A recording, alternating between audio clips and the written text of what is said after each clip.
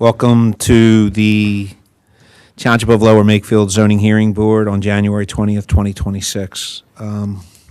We have 4 matters on the agenda. We're going to first start off with a requested continuance, and then after that we will call each applicant up in the order they appear on the agenda.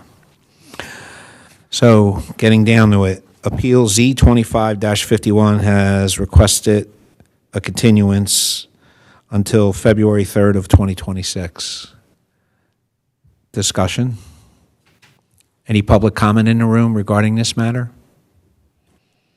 Would someone like to make a motion? So moved.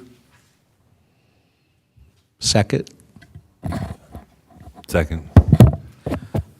Discussion? All those in favor? Aye. Aye. Appeal Z25-51 has been continued until February 3rd, 2026. All right, next up on the agenda is Appeal Z-25-52. BOHN/Stocking, please come forward. You'll be sworn in, and then we will have Adam read the exhibits into record. Whoever's going to testify, would you each please state and spell your full name? Stephen Bohn, B-O-H-N. James Stocking, S-T-O-C-K-I-N-G. Nancy Stocking, S-T-O-C-K-I-N-G. And Rob Wagner, R-O-B-W-A-G-N-E-R. Can you repeat yourself, Nancy? Nancy, will you talk into the microphone? Sorry. and Nancy Stocking, last name's S-T-O-C-K-I-N-G. Do all 4 of you solemnly swear or affirm the testimony you're about to give shall be the truth, the whole truth, and nothing but the truth? I do. I do. I do. I do. Okay, Adam? All right, we have the application as A1, site plans as A2, B1, proof of publication, B2, proof of posting, and B3, notice the neighbors. All right, so before you begin, please pull those microphones in a little closer. Don't be bashful about sharing, and try to talk into them. You have the floor. So you guys want, I'll go first and just kind of outline the logistics of the variance request. So Mr. and Mrs. Stocking are looking to create an age-in-place addition on the first level to accommodate a bedroom and a bathroom. And in order for us to do that, we need to request the variance for impervious coverage. The existing lot as it currently stands is about 5 square feet greater than the allowable 18% as it currently stands. The house is mostly existing from when it was built in the late 70s, aside from the patio that Mr. and Mrs. Stocking had put on at some point. The addition is about 442 square feet. And to accommodate this extra impervious coverage, we have a drywall sized that essentially brings us back to the maximum 18% number. We're within the building setbacks, so everything else is compliant there. It's just the request for the impervious surface variance.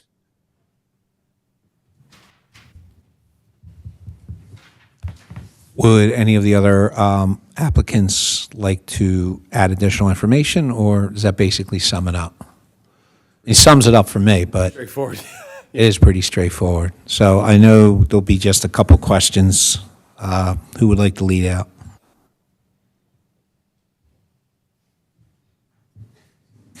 Dan, did you check the specs on the drywall? Yes, and it brings it back down to the 18%, which is allowable. Thanks, Dan. Yep. Actually, this is another question for Dan here. So, I mean, basically this falls under the code, though, that they have to, for all the additional impervious that they're adding, it's the same thing here. Basically, they're just complying with the permit requirements. Correct. Yep. Any additional questions from the board? Is there any public comment in the room? How about online? No online. Okay. Would someone like to make a motion? Motion to approve Appeal Z 25-52 as presented with the mitigation subject to approval from the township engineer to an effective rate of 18%. Thank you.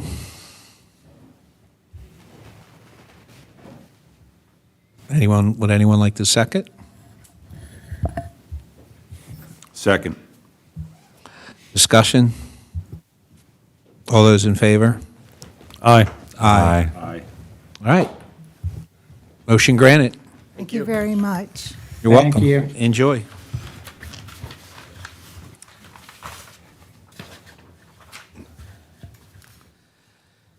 All right.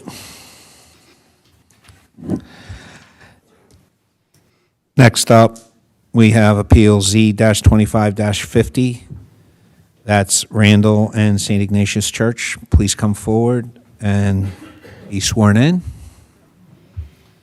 Prior to being sworn in, as an active member of St. Ignatius, I need to recuse myself from this matter. And Rob, I believe, Same. so two of the members will be recusing ourselves. So instead of having a 5-person board for this vote, we'll have a 3-person board. It'll behave the same. Instead of needing a 3-2 vote, you'll need a 2-1 vote. Would I be correct in assuming that you're okay going forward with a 3-person board, or would you like a continuance?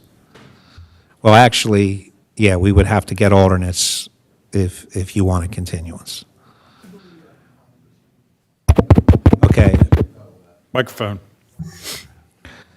Yeah. Let's have you sworn in before I ask you that question. So, all right.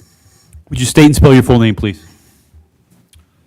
Dylan Randall, DYLAN, RANDALL. Do you solemnly swear or affirm the testimony you're about to give shall be the truth, the whole truth, and nothing but the truth? I do, yes. Adam, you want to read in the exhibits? Yes, I will. Application is A1, 3-sheet site plan, A2, B1, proof of publication, B2, proof of posting, and B3, notice to neighbors. Okay, Mr. Randall, I'll repeat that question. Are you okay proceeding with a 3-person board tonight? I believe so, yes, that's fine. Okay. You have the floor.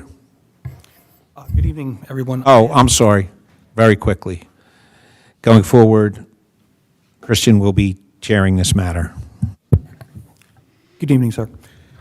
I am representing Randall Signs and Graphics, and we are seeking a use variance for St. Ignatius Church. You can see from some of the plans, we have an existing sign and are looking to add an electronic message center to the sign. Some of the documents that were submitted by the father basically giving some of the justification for these variances. And I also wanted to just say there was a couple other documents that we did send over regarding a question for the brightness of it. And I feel that, again, the distance from the road and also the control of the brightness is a good factor. This is not something that we're trying to create a flashing bright spectacle of. It's really for a safety and for information to the students of the school. And I feel at this time, day and age is an essential part of a school. Is there anyone here with you from the church that could answer some questions as well? I do not believe so, no. Okay. I'm going to ask the other 2 board members over here if you have any questions to begin. I would be more interested to find out if there's any public comment. Oh, sorry. I'd be interested to hear if there's any more public comment first. Peter?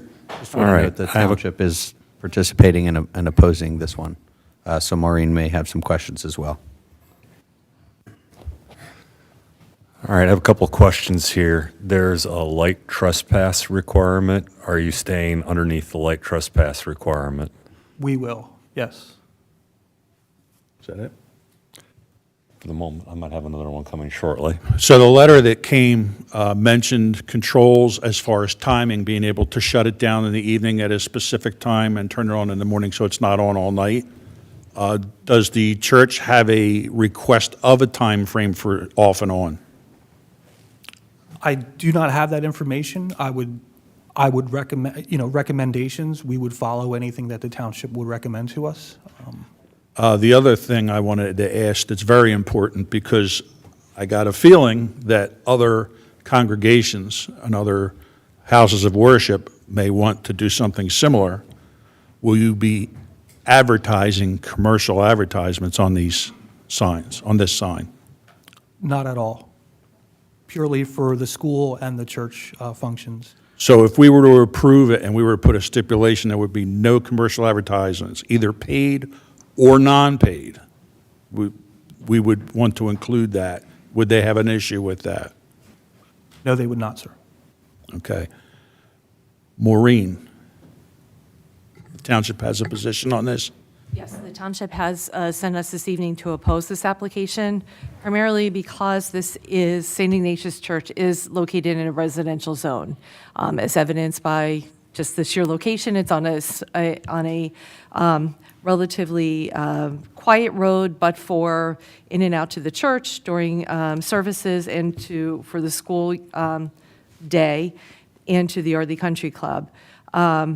And that's evidenced by all the notices that were sent to many, many neighbors. In addition, the zoning ordinance does not allow for electronic signs in residential areas.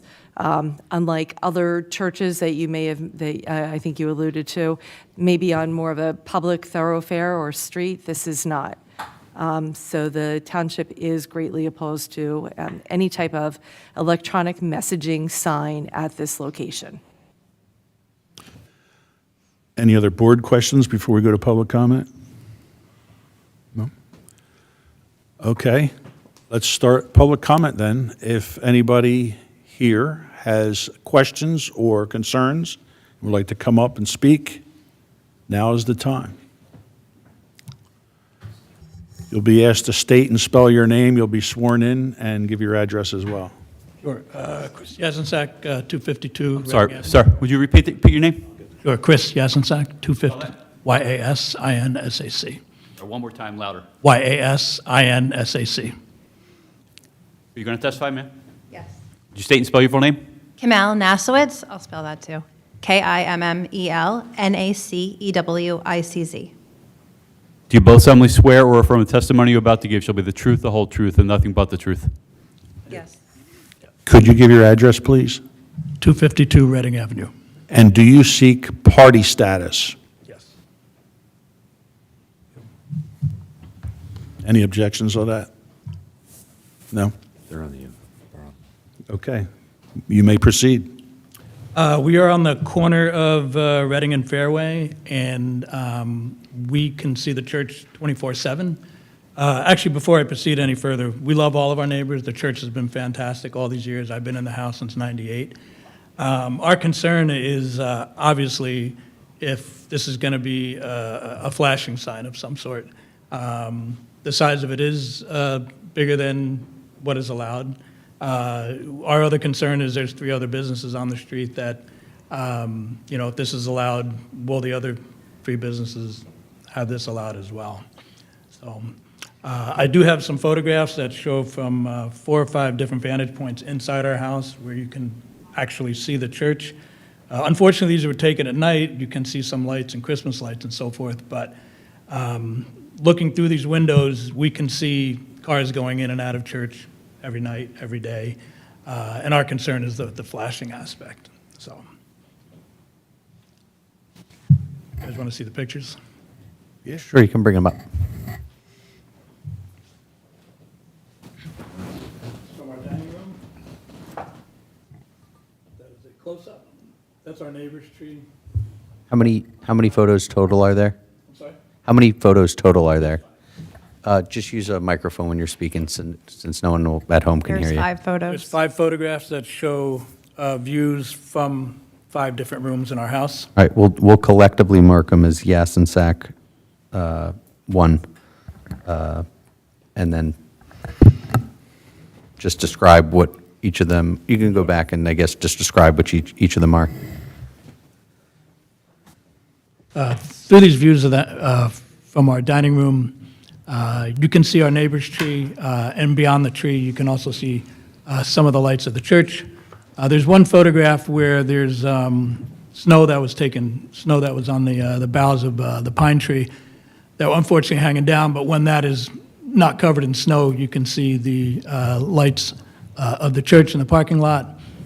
There's 2 other photographs taken from our master bedroom and a guest bedroom where you can clearly see down the street.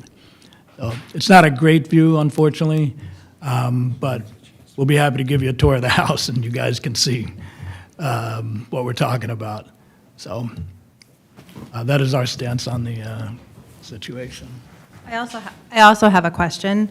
While I'm glad that there will be no ads, I'm wondering what kind of data you have to support putting a sign there, whereas most of the people that you're trying to reach are already members of the church. They come and go every day. They have multiple opportunities to speak with them, to send flyers out, to reach them through social media. I don't really understand the point of an additional sign. Thank you. Father, there's also the school there, and I think that in this day and age, a lot of the information from the school, it can rapidly change, and there have been emergencies from various schools around the area, and I think a lot of those dynamic messaging, the information that has to get out, immediately. There was a lot of concern about that. So I work in a school system, and there is a chain of what happens in an emergency situation. It does not get broadcast on a sign. Okay. There is a hierarchy of what happens. There's calls home, there's emails home. They have all of that information for every student, every family, emergency contacts. It would not go on a sign for public consumption. Yes, yeah. I know that the Father a lot of the messaging was geared towards the school. So as far as, depending on the type of emergency, I'm sure that some things aren't advertised as such. But I know that a lot of that was based on the school and relaying information that is dynamic and does need to be presented fairly quickly. Question for, would you be able to see where are you able to see where the current sign is from your home? From our top floor, we can, yes. Okay, not reflected in these photos, but you can in other parts of your home? You can, yeah. Okay. Do you want? Has Maureen seen those? Maureen has seen them. The applicant should see those as well. Yeah. For everyone.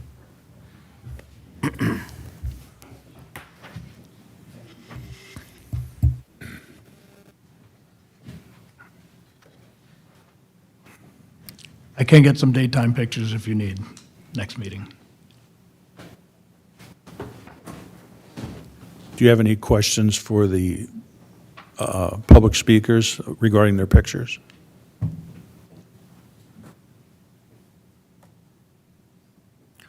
I do, so can I ask, what am I looking at here with the lights currently? Like what?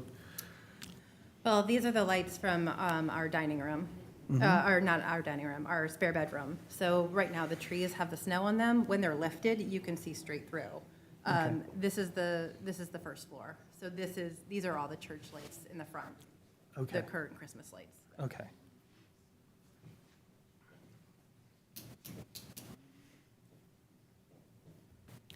Do you have any more comments? Is there anyone else in the audience that wishes to speak on this matter? Is there anyone online? No one online. Thank you. Maureen. Oh, we have another one. Would you state and spell your full name, please? Hello, my name is Tina Gervasio. That's Gervasio.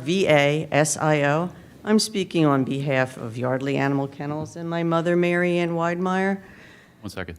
Do you solemnly swear or affirm the testimony you're about to give shall be the truth, the whole truth, and nothing but the truth? I do.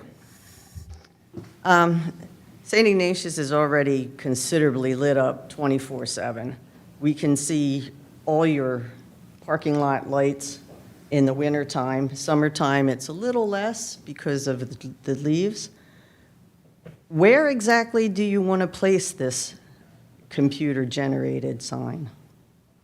So there is an existing sign that calls out the school. It's about 30 feet from the road, directly in front of the school. That's in the rear of the property. It will go exactly where it is now, in the current footprint. All right, and it's just going to be bigger and brighter. Actually, the sign that's there now, we wanted to keep the same exact size, and we're really just adding to the message. If you look behind you, right above that red dot is essentially where the sign will be. By the fire pit. I got you. Yes, yes. Okay. The church has been recently a very good neighbor, not so much in the past when somebody else was leading it. And I really would like to thank Monsignor for the changes he has made. My big fear about if you guys get your sign is everybody else is going to want one. The vet next door, if we're not running the kennel, whoever gets the kennel next, and our house is still going to be there, I don't see the upside of opening that can of worms. Is that about it?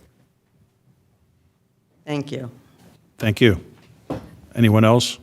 You want party status, miss?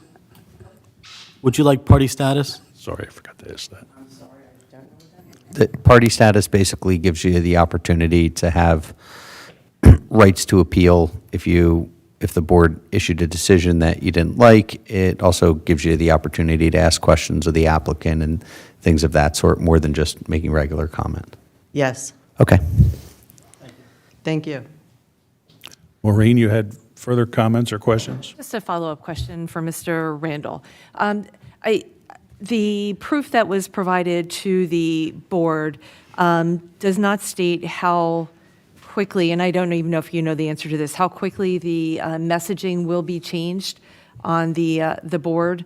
I know it can be anything from every 2 seconds to as long as the operator desires. Has there been any conversation about, I know you said the messaging is primarily for the school.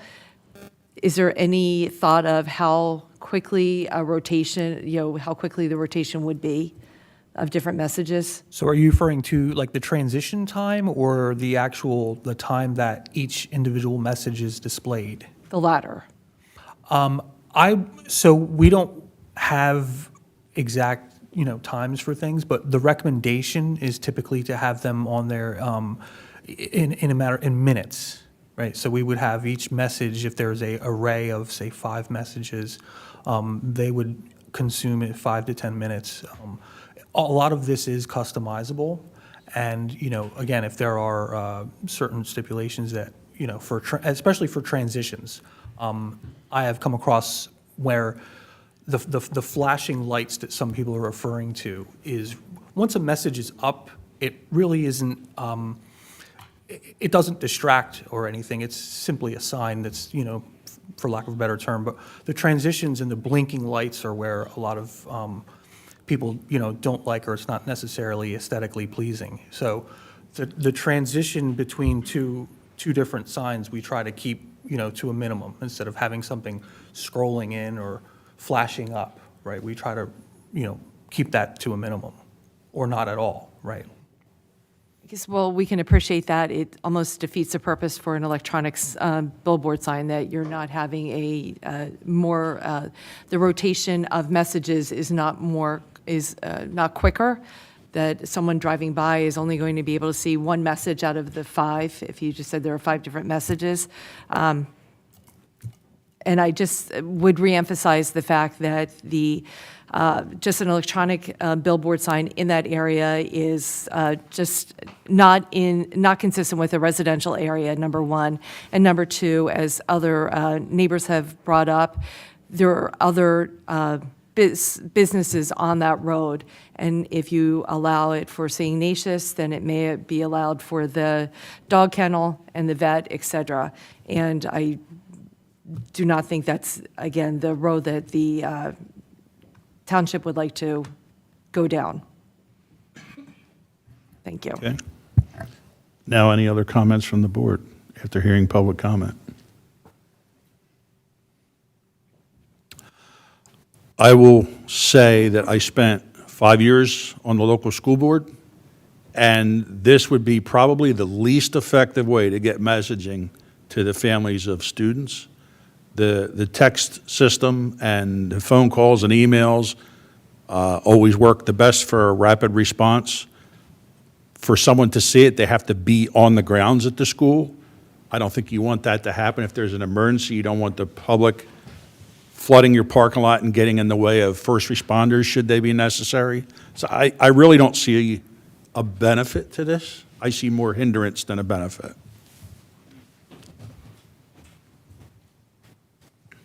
Great. Is that it? Okay. Do we have a motion?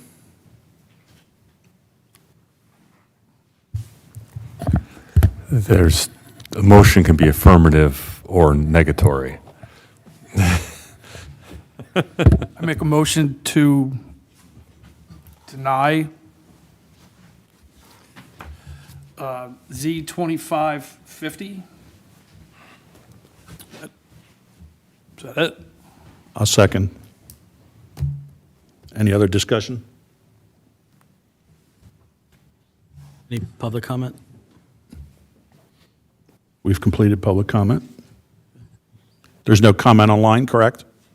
No, online. Should have asked that before. Sorry. Okay. Time for a vote. All in favor? Aye. Aye. Aye. Sorry. That's how it Thank goes you for your time sometimes. this evening. All yours, Jim. Thank you, Christian. You managed that incredibly well. All right. Next up on the agenda, we have Appeal Z-25-26. Mr. Murphy, please come forward.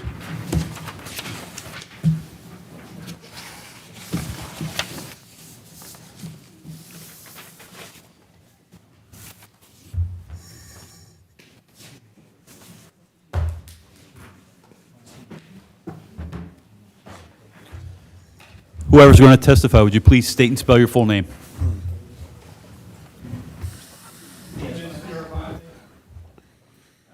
Frank, I-O-R-A-V-A-N-T-I.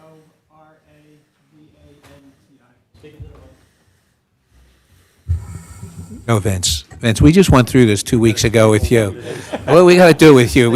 You're like a celebrity. We got to put something on your lapel. I was just going to say, state. Are you going to testify? Yes. Would you state and spell your full name? Joel Petty, P-E-T-T-Y. I'm sorry. Spell your last name again. P-E-T-T-Y. Do you both solemnly swear or affirm the testimony you're about to give shall be the truth, the whole truth, and nothing but the truth? I do.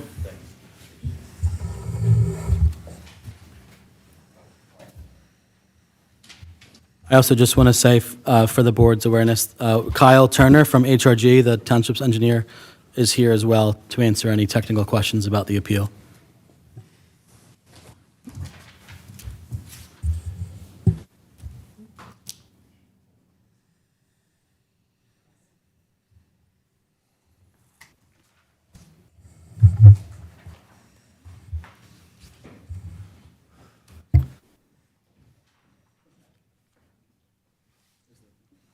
Thank you. You just hold this button. Yep. Thank you.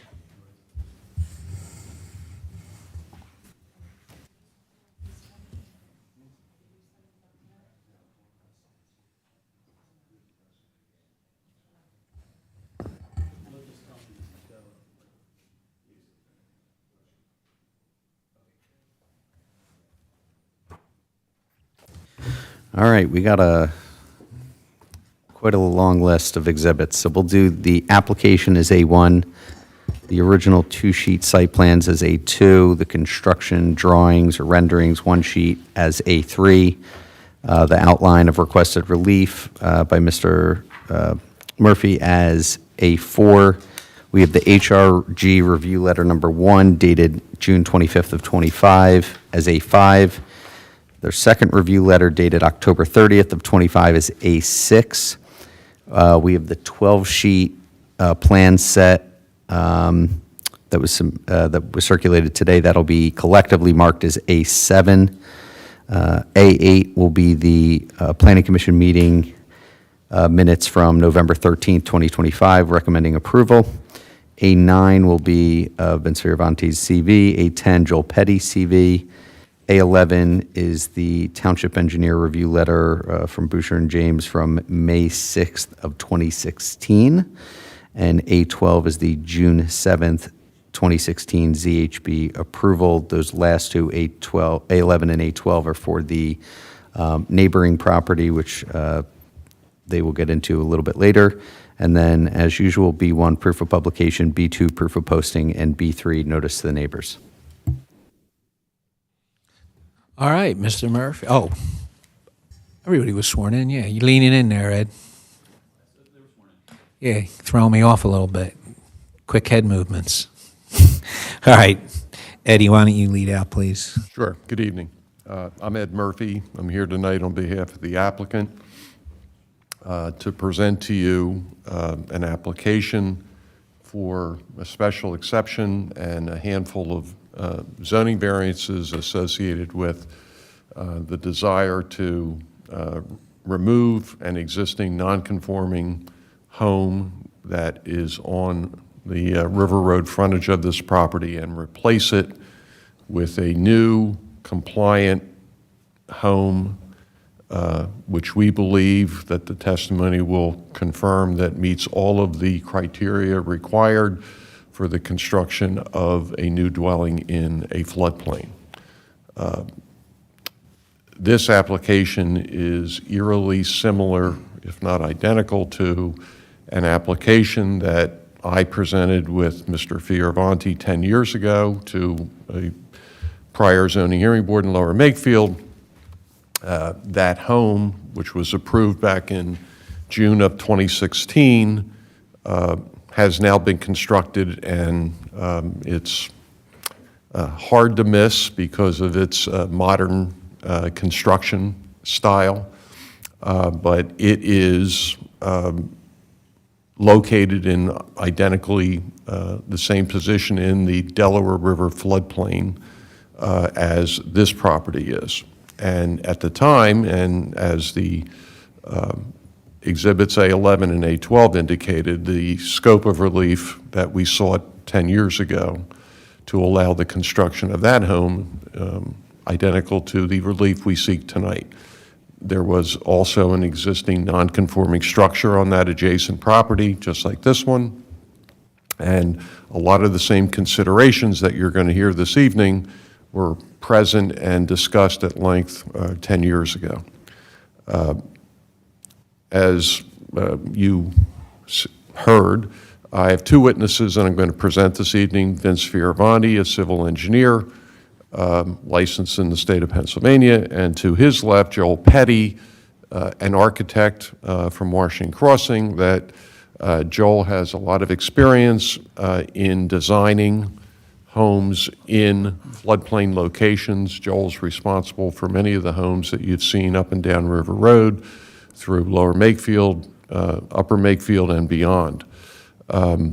And as part of our package, the exhibits, we will cover the detailed information that we're required to present to you in order to prove that we have complied with the objective criteria in the ordinance for the relief we seek, and Joel will review his house plans, also to confirm that the criteria in your ordinance that deal with construction techniques for homes to be located in the floodplain have been satisfied. So that's the background of the application. Everyone's been sworn, and I think without objection, we'll start with Mr. Fioravanti. He's accepted. Previously, Mr. Flager, I gave to him Exhibit A, I think 9, which was Mr. Fioravanti's curriculum vitae. I think Mr. Doherty confirmed that he would be accepted, as he has testified multiple times in the past in front of this board. So I would offer Vince as a expert in civil engineering. And Vince, with that as background, you in fact are the engineer that prepared the packet. You and Mr. Petty prepared the packet of exhibits that were generally marked by Mr. Flager as Exhibit A7, right? Correct.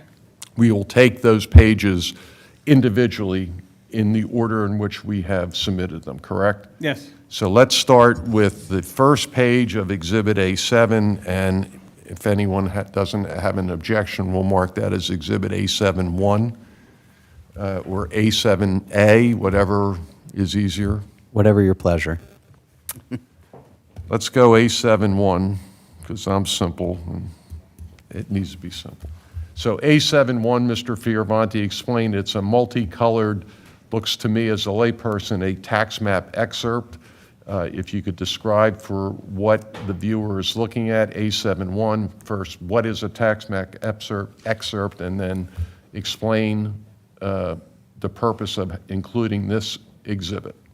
Okay, yes, in the olden days, before the computers and everything, when you went to the courthouse, this is what you would receive essentially when you went to go find a tax map at the courthouse.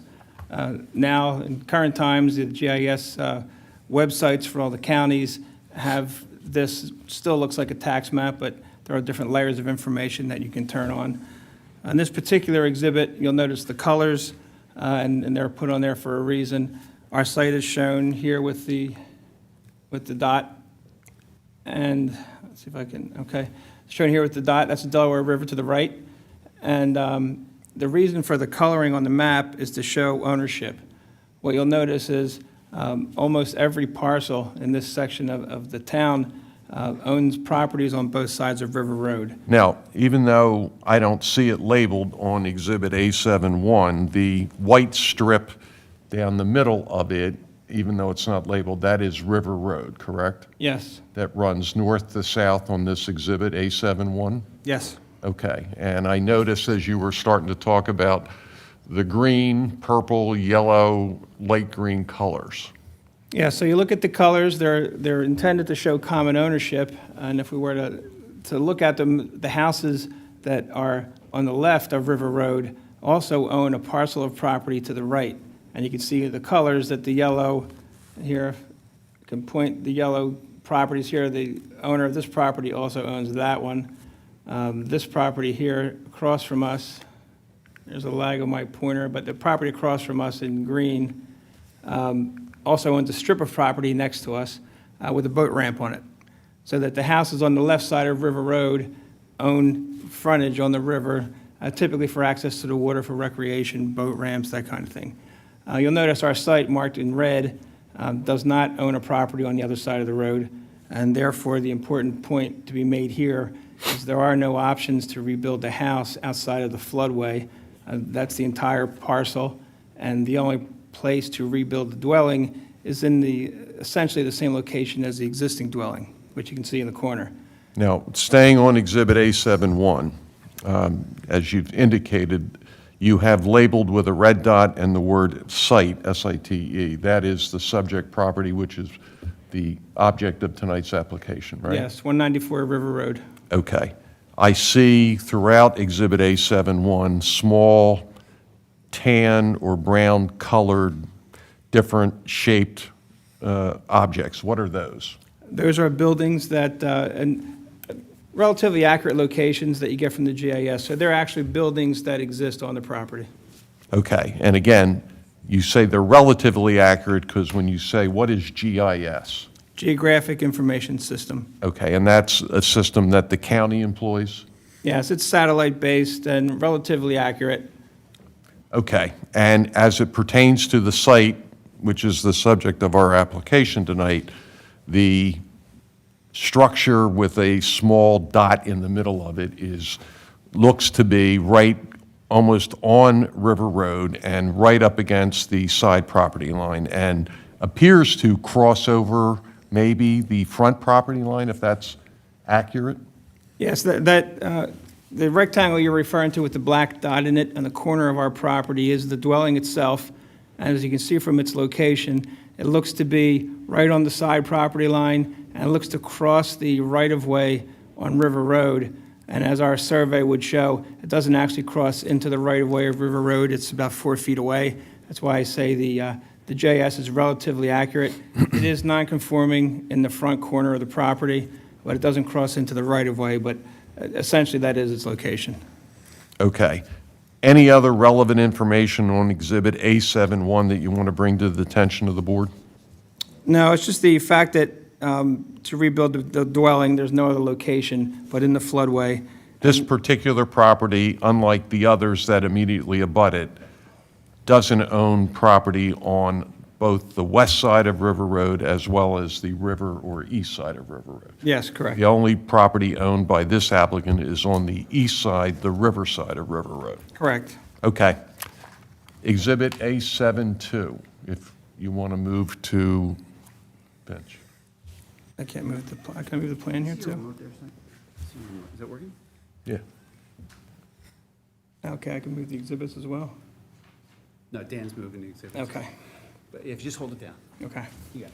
A little further. Keep going. Go a little, Dan moves the plan right, a little bit higher up. There you go. Okay. All right, let's talk about exhibit, what we'll mark as Exhibit A72, the second page of our larger exhibit. What does Exhibit A72 represent? A72 is a collection of photographs that show the existing conditions of the dwelling that is proposed to be replaced. Upper left-hand corner of Exhibit A72 appears to show the front of a dwelling, and I assume that is River Road that is right in front of it? Correct. All right. And to upper right, what does that reflect? The upper right photograph, that one shows the dwelling from the rear. Okay, and it appears to have an elevated deck to the rear of it that is not visible in the upper left-hand corner picture from River Road, right? Correct. Okay, and that deck appears to cover the whole length of that home? That's correct. All right. And then there's two other photographs below those two larger ones on Exhibit A72. Right, the one on the lower left shows the frontage. Remember we talked about the dwelling being 4.6 feet from the right-of-way of River Road, and there's a small sidewalk there that we can see, and it's a little bit of shrubbery, but the dwelling's right up on the street, non-conforming in the front yard. And then to the right, we can see that there was a deck that's right about on the property line here, and we can see the right exhibit with just the two sides of the dwelling with the nonconformities. Okay. Exhibit A73 appears to be what is labeled as an existing features plan prepared by you or your office. And Correct. it is identified as 194 River Road, Lower Makefield Township, for David PINCHUK. And if my eyes were better, I could read the date of it and the last revision date, but I can't, so. Can you tell the board? Maybe I can. 12/12/25, is that correct? Yeah, it should be fine. All right, talk about Exhibit A73. This plan shows the existing situation as we surveyed it, and as I would be pointing out that the existing situation is dangerous and undesirable, to say the least. The survey reflected by Exhibit A73 was done by you? Yes. Okay. And it shows the home that was previously referenced in the two prior exhibits, right? Yes. And I think this one, you would testify, is the accurate representation of where the house today is located on the lot, right? That is correct. Okay, and it also shows what, from this Exhibit A73, shows, if I'm using the term correctly, a wraparound elevated porch that looks like it goes from the south side of the property around the back and finishes up on the north side. Is that right? Correct. Okay. And you said it appears that the distance from the edge of the right-of-way of River Road is 4.6 feet? Yes. Okay. Yeah, the thing What that I else would does point out- Exhibit A73? I assume this is existing features plan. It talks about topography and other improvements, right? Yes, the thing I would point out on this exhibit would be, it shows the surveyed location and elevations that exist on the site. Note the house and the deck in a non-conforming location with respect to the front and side yards. The reason this is particularly relevant is there's no safe place to park a vehicle. You know that anytime anyone's going to visit the dwelling, they're not walking there to come in with a vehicle, and there's really no safe place to park a car. There's a gravel area that's kind of got trees in it now, so your car would be parked, parallel to the road and pushed into the gravel, into the vegetation a little, but no safe place for vehicles to park, which is something as a result of the setback to the front yard. There was a cesspool on the property. Cesspools were eliminated in 1972 when standards were adopted for on-site septic systems. So over the years, the cesspool that was in that location was essentially contaminating the water as it was used. Now, slow down here. Let's go back. Along the property frontage on River Road, in this survey, Exhibit A73, would suggest there's 120 feet of linear frontage of this lot on River Road, right? Correct. And I see you have labeled gravel parking up against the front of the property in that area you just described, right? Yes. Okay, and that's where you say today, if cars would park, that's where they would be essentially parallel parking in that gravel area. Yes, and that gravel area has some vegetation and overgrowth growing on it at this point. And where is or was the cesspool that you just referenced on the property? The cesspool is the circle on the right side. It's right there next to the big red dot. There's another circle that you see. That's the cesspool that existed on that site over the years. Now, recently, the client, David, has undertaken testing by the health department, and we were able to replace that cesspool with an approved and modern septic system. So, as part of the existing features of this lot today, there is installed an approved, permitted septic system. Yes. And that replaced the failing cesspool that used to Correct. be located there. Correct. All right.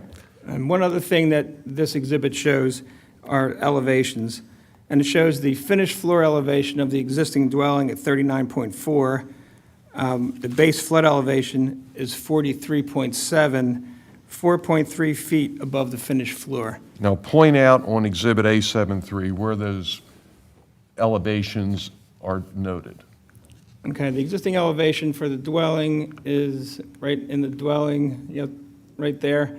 Notice the finished floor elevation, 39.4. The base. That's what the FF 39.4 means. Yes, finished floor, 39.4. All right.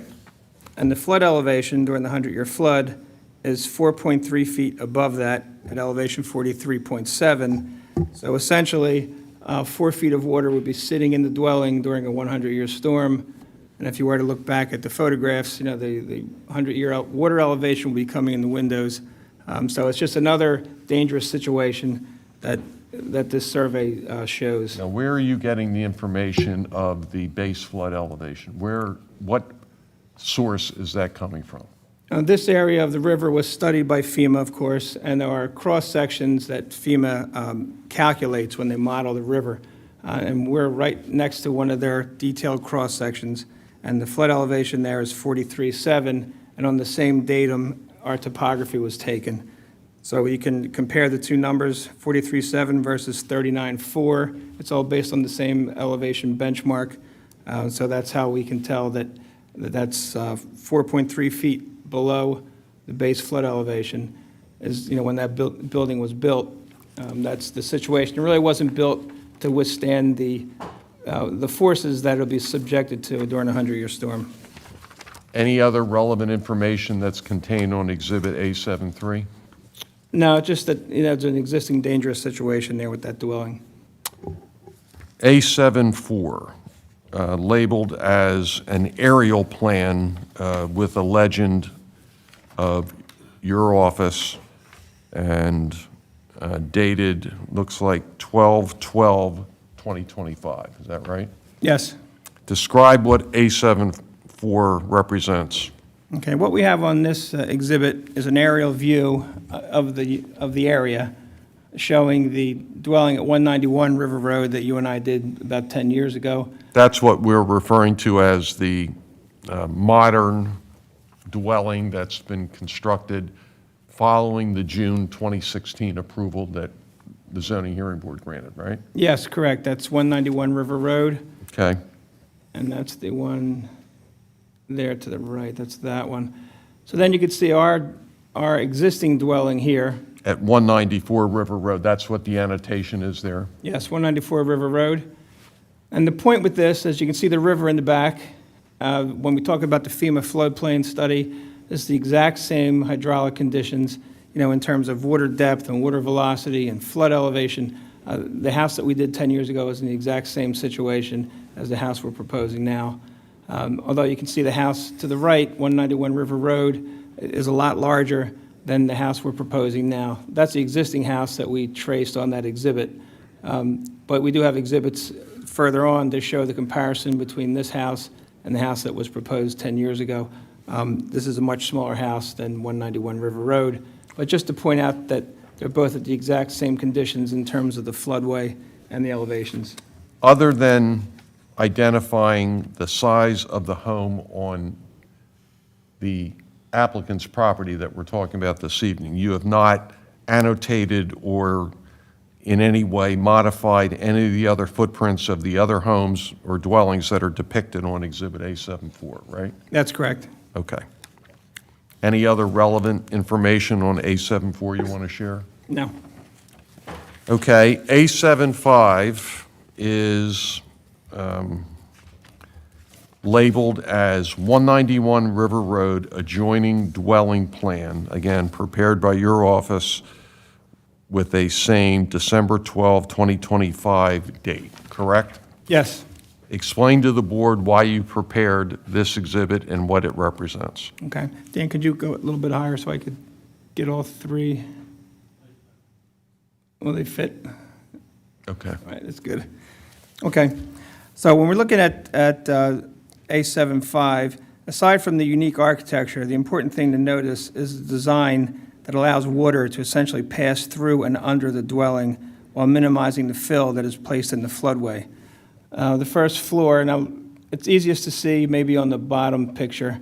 Maybe we can. The upper left of A75 shows a view looking at the home from standing in the middle of River Road, right? Correct. And you'll see the existing home to the right of that, that's 190 River Road, right? Yes. All right.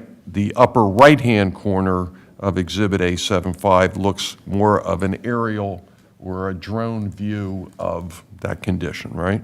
That's correct.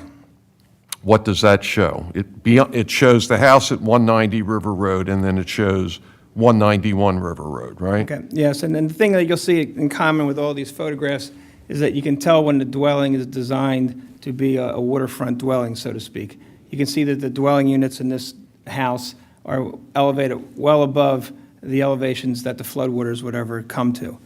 And you can see that actually even on the profile view if you go down to the third one now. But before you move that, Okay. I don't see on upper right of A75, I don't see the applicant's home.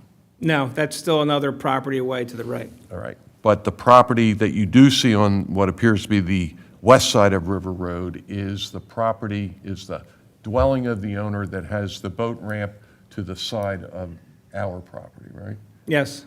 Okay. All right, and now the larger view on the bottom of Exhibit A75. Okay. Again, looks like it was a photograph taken a little bit north on River Road, looking back at the 191 River Road existing home, right? Correct. And again, the point of taking this photograph, this is actually a Google Earth drive-by, as you can see with the arrows, but the point of taking this photograph at this location was that you can see easily that the infrastructure, the structure of the dwelling, the openness between the inhabitable areas up here and the river and the space that we have that would allow the water to pass underneath and through the dwelling as opposed to the dwelling trying to resist those forces. And you can see a dwelling like this, you can just tell immediately that it was designed to withstand the forces that it'll encounter during a 100-year flood. The elevations are elevated, all the critical infrastructure is up out of the floodplain, and you can tell that that's a modern dwelling that's designed to handle what it needs to, as opposed to the pictures of the existing dwelling that we showed on one of the earlier exhibits. The next page of Exhibit A7 is A7-6. This one has a legend that bears the name Proposed Site Plan Prepared by Your Office, again dated December 12, 2025. Describe for the benefit of the board what Exhibit A7-6 is designed to represent. Okay. This exhibit is our proposed site plan, and what this exhibit will show is how this dwelling is designed, similar to the other one that we did 10 years ago, to withstand all the necessary forces that it needs to. The first floor elevation on the dwelling is 49.5, which is 2 feet above the base flood elevation. Safe parking areas are Now, provided. one at a time. Let's make sure everybody sees where that is reflected. On Exhibit A7-6, in the middle of that square, darker square, it says FF elevation 49.5. Correct. And then it says open below, and underneath that it says, I think, GAB Garage flood elevation 38.5. Is that right? Yes, garage elevation. Garage elevation, GAR, okay. And then up top, it said lower covered patio elevation 28.5. Correct. Okay. Explain to the board what those relevant elevations suggest. Okay, as I said, the base flood elevation, 100-year storm, 47.5. The first floor of this dwelling will be at elevation 49.5. 2 feet above the BFE. Correct, 2 feet above. And that's typically the safety factor that you would put for the first floor above the 100-year elevation, so that all the utilities and all the living areas would remain dry and protected during the 100-year flood event. It would appear that the house has been set back further from River Road than what the existing dwelling is today, right? Correct. Explain what that setback is. Okay. And how you measured it. If we zoom out a little bit on the plan, you can see the 19.3 foot dimension. That's the setback that is provided for the new dwelling, where the existing setback was 4.6 feet. It's now 19.3 feet from the right-of-way line. I see other measurements in that same area, one 26.5 feet. What does that dimension reflect? The 26.5 feet is the distance between the garage door and the edge of paving of River Road. On the applicant's side? Yes. Okay, so the closest point of paving on River Road, the edge of the cartway, if you will. Yes. To the front of the garage door is 26.5 feet. Correct. And it's 19.3 feet if you measured it, not from the edge of cartway, but from the edge of the right-of-way of River Road. Correct. And what is the right-of-way of River Road in that location? Now, if we zoom out, we should be able to see that. Looks like 33 feet, Yeah, if you have 33, you see so that. 16 and a half feet from center? Yes. Okay. What else does Exhibit A76 represent? I see a covered and uncovered deck. I see some storm drainage design with some riprap, what appears, looks like a lacrosse stick, but it's I think a drainage swale with some riprap at the end. Explain what other design elements are included in Exhibit A76. One thing I want to discuss once we were talking about the 19.3 feet is the setback now allows for safe parking of 2 vehicles, one on either side of the garage, that can be stored perpendicular to the road, and there's enough room to park safely with 2 vehicles and then access the dwelling in and out. Site distance in this location is more than adequate, so it's no problem backing a car out onto River Road to exit. There's also, and there's later exhibits that show vehicles parked in the driveway, and even under the word driveway where you see the additional paving in that area, Someone could, an Amazon truck could pull over, get off the road, deliver packages, and then get back on River Road. So there's areas for vehicles to maneuver now that are safe. The trench drain that you see going across the driveway will intercept runoff. The garages are sloped 2.6% and 1.9% from the road up into the garage area. So runoff, when it does rain, on smaller rain events, will come down from the house, down the driveway, intercepted by a trench drain, then rerouted to the river. So that's a stormwater system for conveyance of runoff in times when there's not a 100-year storm, just when the normal rainfall events happen. So that's another aspect of the proposed site plan. As we mentioned, the septic system has been updated. So And that appears to be on Exhibit A76 in the back right corner of the house. If you're looking at it from the driveway, it says existing septic absorption area, is that right? Yes, yes, you can see that's behind the dwelling. If you could, zoom out a if little. Dan can zoom out. Okay, so you see in this area here, existing septic absorption area. That's the newly permitted and installed septic system. Yes, correct. Okay. And there's the existing septic tank there to the left. I see that labeled on the plan, and that system is designed to handle a home of this size, correct? Yes. All right. And the health department was out, the soils were good, and it was actually installed, so there's now a modern septic system in place of the old cesspool. I see other dimensions labeled and setbacks from the river, from, it appears, the rear lot line, and from the side yard line. Explain to the board whether or not the plan complies with those requirements. Okay, as we talked before, the setbacks from the front were 4.6 feet. Now they're 19.3 feet. On the side yard, the old house was 9.4 feet, and now it's 10.2 feet. So we're still non-conforming, of course, with respect to the front yard setback, which I believe is 80 feet on a collector road, and the side yard setbacks are 25 feet. But we're reducing the existing nonconformities in each case. Correct. Okay. I mean, the required minimum lot area in the zoning district is 3 acres, and we have a half an acre, so all the lots in this area are non-conforming with respect to setbacks, but we've reduced the non-conformity in the front and the side. What about impervious? The impervious is compliant, 13% is permitted and 13% is proposed. Okay. The other And thing, no issue with regard to the rear yard setback, obviously, right? right, of course. Fill in the floodway is reduced. When we look, and there's other exhibits that I'll get into this, but just as another pro-benefit of the proposal, is as we saw with the adjoining dwelling, when the dwellings are designed properly, they minimize fill in the floodway. So in this case, we took out the old dwelling, and if you saw that original photograph, that was a solid rectangle all the way down to the grade, and there was no areas for floodwaters to pass through. So the entire dwelling was essentially fill in the floodway. And when you look later exhibits that we have and look at the cross sections, you'll see that this dwelling is designed to pass floodwaters underneath and through the bottom section, so that fill in the floodway is reduced by this proposal.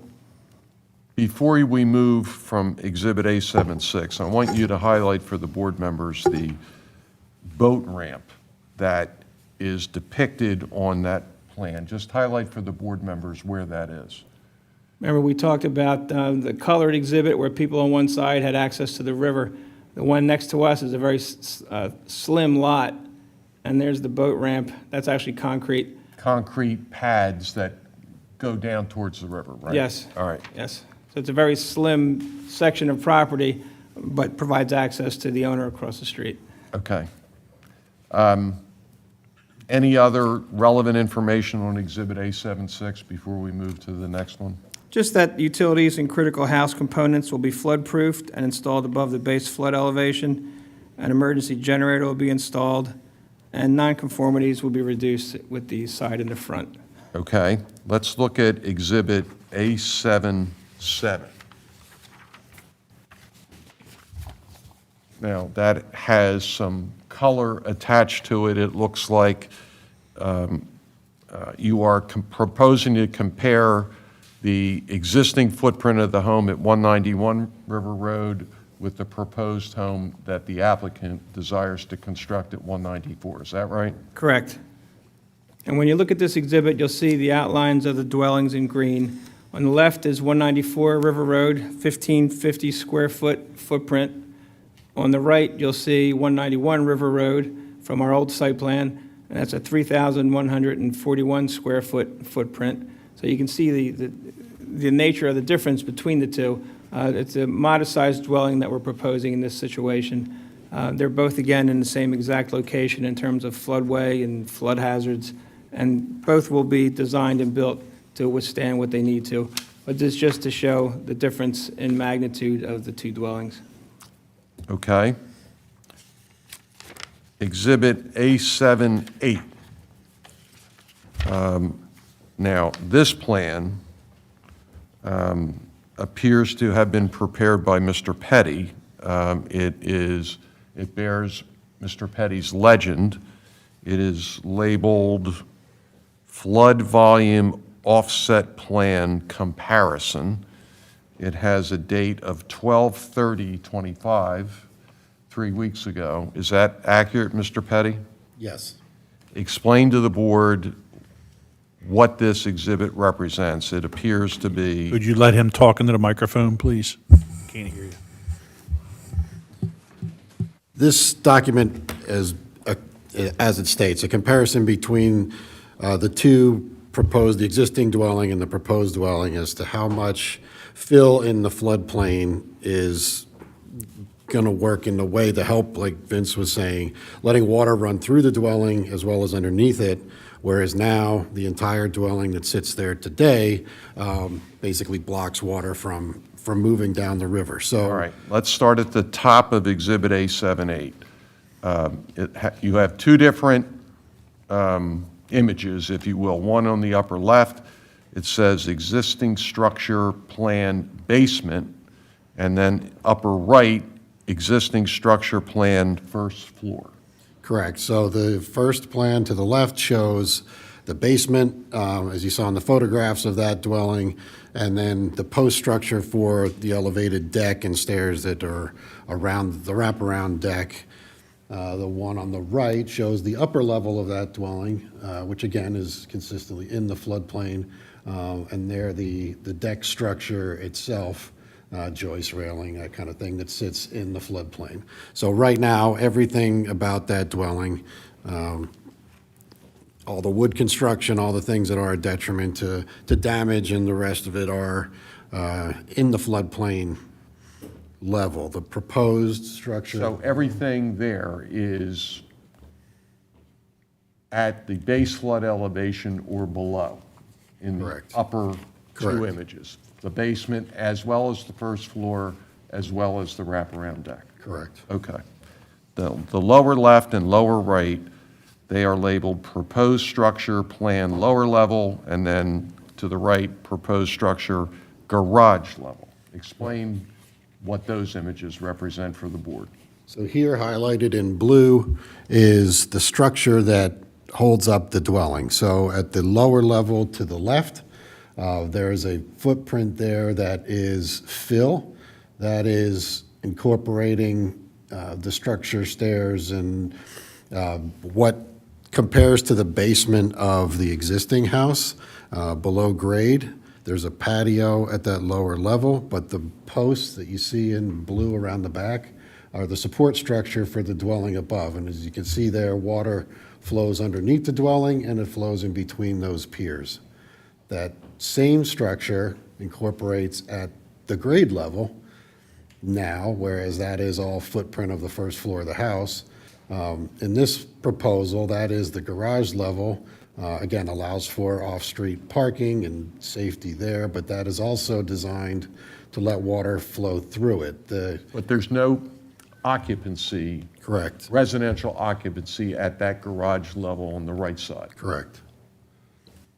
And that level is also designed, the owner would prefer that garage area stay enclosed to some level, so it is being proposed with breakaway panels that are hinged. So they wind up being door panels They can be sided from the outside, but in the event of a flood, they have industrial hinges on them tied to 6x6 structural posts that would allow for those to open in the event of a flood to let water flow through that. You'll also see on the south side of that where there are structural walls, both north and south walls, where you don't see breakaway panels, there are flood vents. So As labeled in the lower right-hand corner of Exhibit A78, you have flood vent reference. Correct. Those will also allow water to penetrate the wall, allowing it to equalize pressure on the structure for the house, but also let water flow through the building.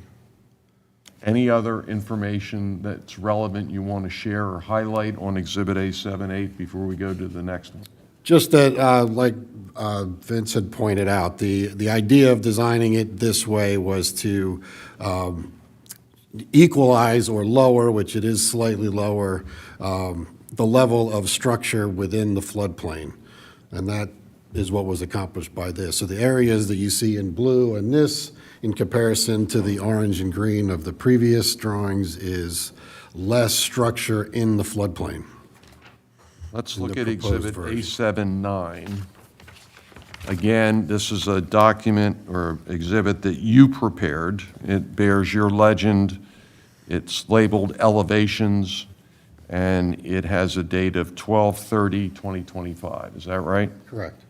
So starting from the top, left to right, explain what those images represent. The top left two drawings highlight the existing structure. The areas highlighted in blue that's a flood event. The datum dashed line is the 100-year floodplain line. So in that event, that's the amount of house that would be damaged by that event. The light blue. The light blue. Moving to the right, that proposed dwelling, the garage level is only doors and uninhabitable space, but basically all the stairs and structure within that floodplain would be FEMA compliant materials. Mr. Petty, you got to lean in or pull that closer. The materials in that area of the lower level are FEMA compliant designed elements. They're either concrete or pressure treated lumber or metal. And the doors are on float control sensors so that in the event of a flood, they go up, also allowing more water to flow through the building. But that lower level, as Ed pointed out, is designed to be non-habitable space. It allows for off-street parking, but it is designed to allow a flood event scenario to flow underneath this proposed building.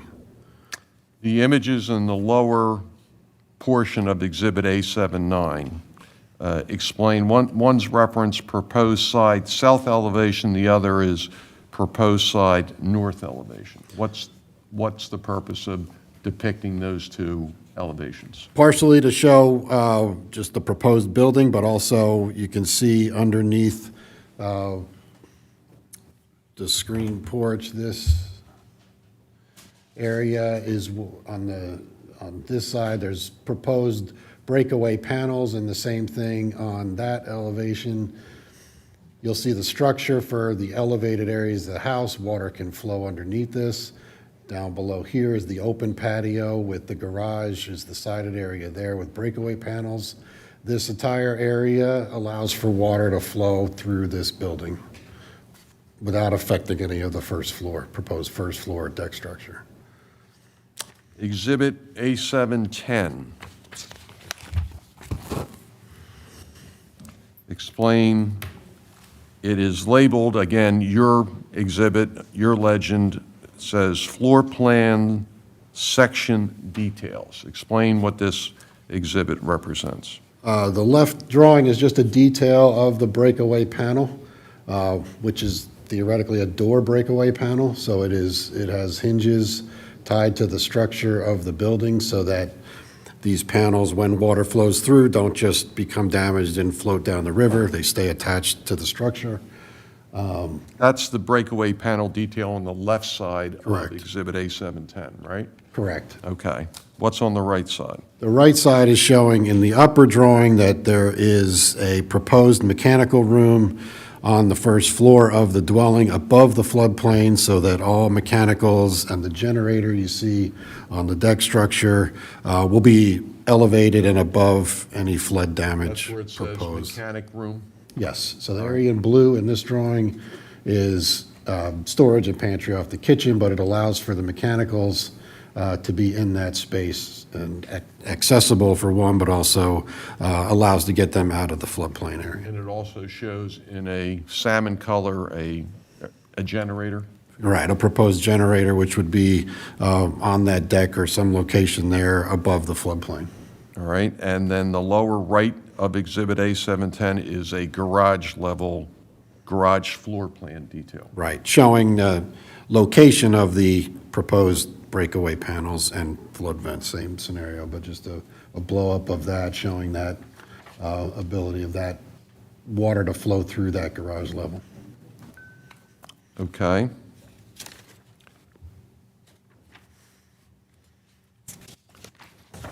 And I think, you have another exhibit? I do not.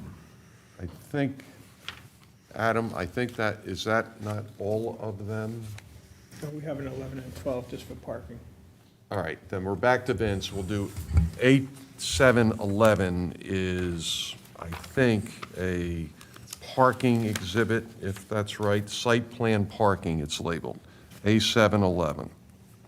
Yeah, it's taking a while to. Prepared by Fioravanti, dated 12/12/25. Is that right, Vince? Yes. All right, explain what the relevance of Exhibit A711 is. Well, it's not loading right now, Yeah, it's so not. if it finishes loading. Okay, hold on. Slowly but surely, it's loading.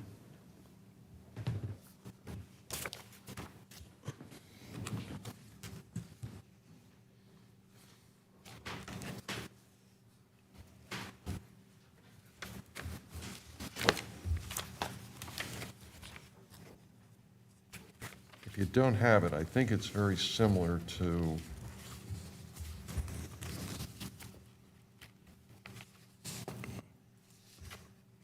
We have half of it. We're live. Yeah. Yeah. And I can describe it from here. It essentially shows it's the same as a proposed site plan, but down at the driveway, here we go. You can see there it is. the parking for two typical vehicles that can fit in the driveway. And we had discussed that in previous exhibits. And the following exhibit, A712. A712, I had mentioned in an earlier narrative that we also have an area that a delivery truck could pull over and to accept driveways and Amazon deliveries, that kind of thing, to the dwelling, and actually get off the cartway and deliver packages for mail and move back onto the highway. So that's the same exhibit that shows a delivery vehicle coming in to access the site. Will be the next exhibit. Yeah, this isn't loading for some reason. And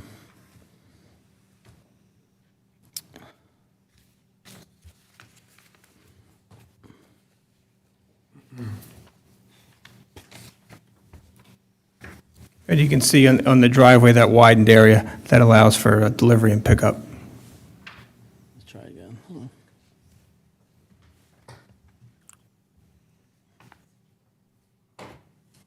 Can't get it, Dan? No, That's sorry. all right. We'll provide it. If you have it, fine. If not, we'll give you a hard copy and you can copy it again. Yeah, sorry about that. For some reason, it's just not loading. All right, what I'd like to do now, before we open it up to questions, is I'd like to have both Mr. Fioravanti and Mr. Petty comment on the second review letter of the township engineer dated October 30, 2025. There were a handful of suggested revisions or comments to the plans that we just discussed. The purpose of going through them is to confirm that we believe we've addressed each of those comments. And Adam, if you would remind me what exhibit the second review letter of the township engineer is? A6 is the second review letter. A8? A6. A6. Okay. Mr. Fioravanti and Mr. Petty are both familiar with this HRG review letter dated October 30, 2025? Yes. Let's focus on the second page where comments are made about various zoning aspects, right? Let's take them one at a time. Number one, confirm whether the accuracy of steep slopes located on the property, and what's the response to those comments? The existing features plan that we have shown in our exhibit package shows the steep slopes that are highlighted, and steep slopes under 3,000 square feet are exempt from regulation, and our largest steep slope area is 928 square feet. So the slopes exist in such small pieces that they're exempt from regulation. But we did add the detail to the plan. Comment 2 talks about the fact you need a permit to build the house if and when the approvals are received, and we understand that that is a requirement that we will obtain. That would be a will comply, assuming if relief were granted. Comment 3 talks about the need to elevate all of the various utilities to minimize or eliminate flood damage, correct? Yes, and that's also will comply, and as we discussed during our presentation, that's already accounted for in the architectural design. Correct, that Mr. Petty's already reviewed in terms of where the various utilities would be elevated to, correct? Yes. All right.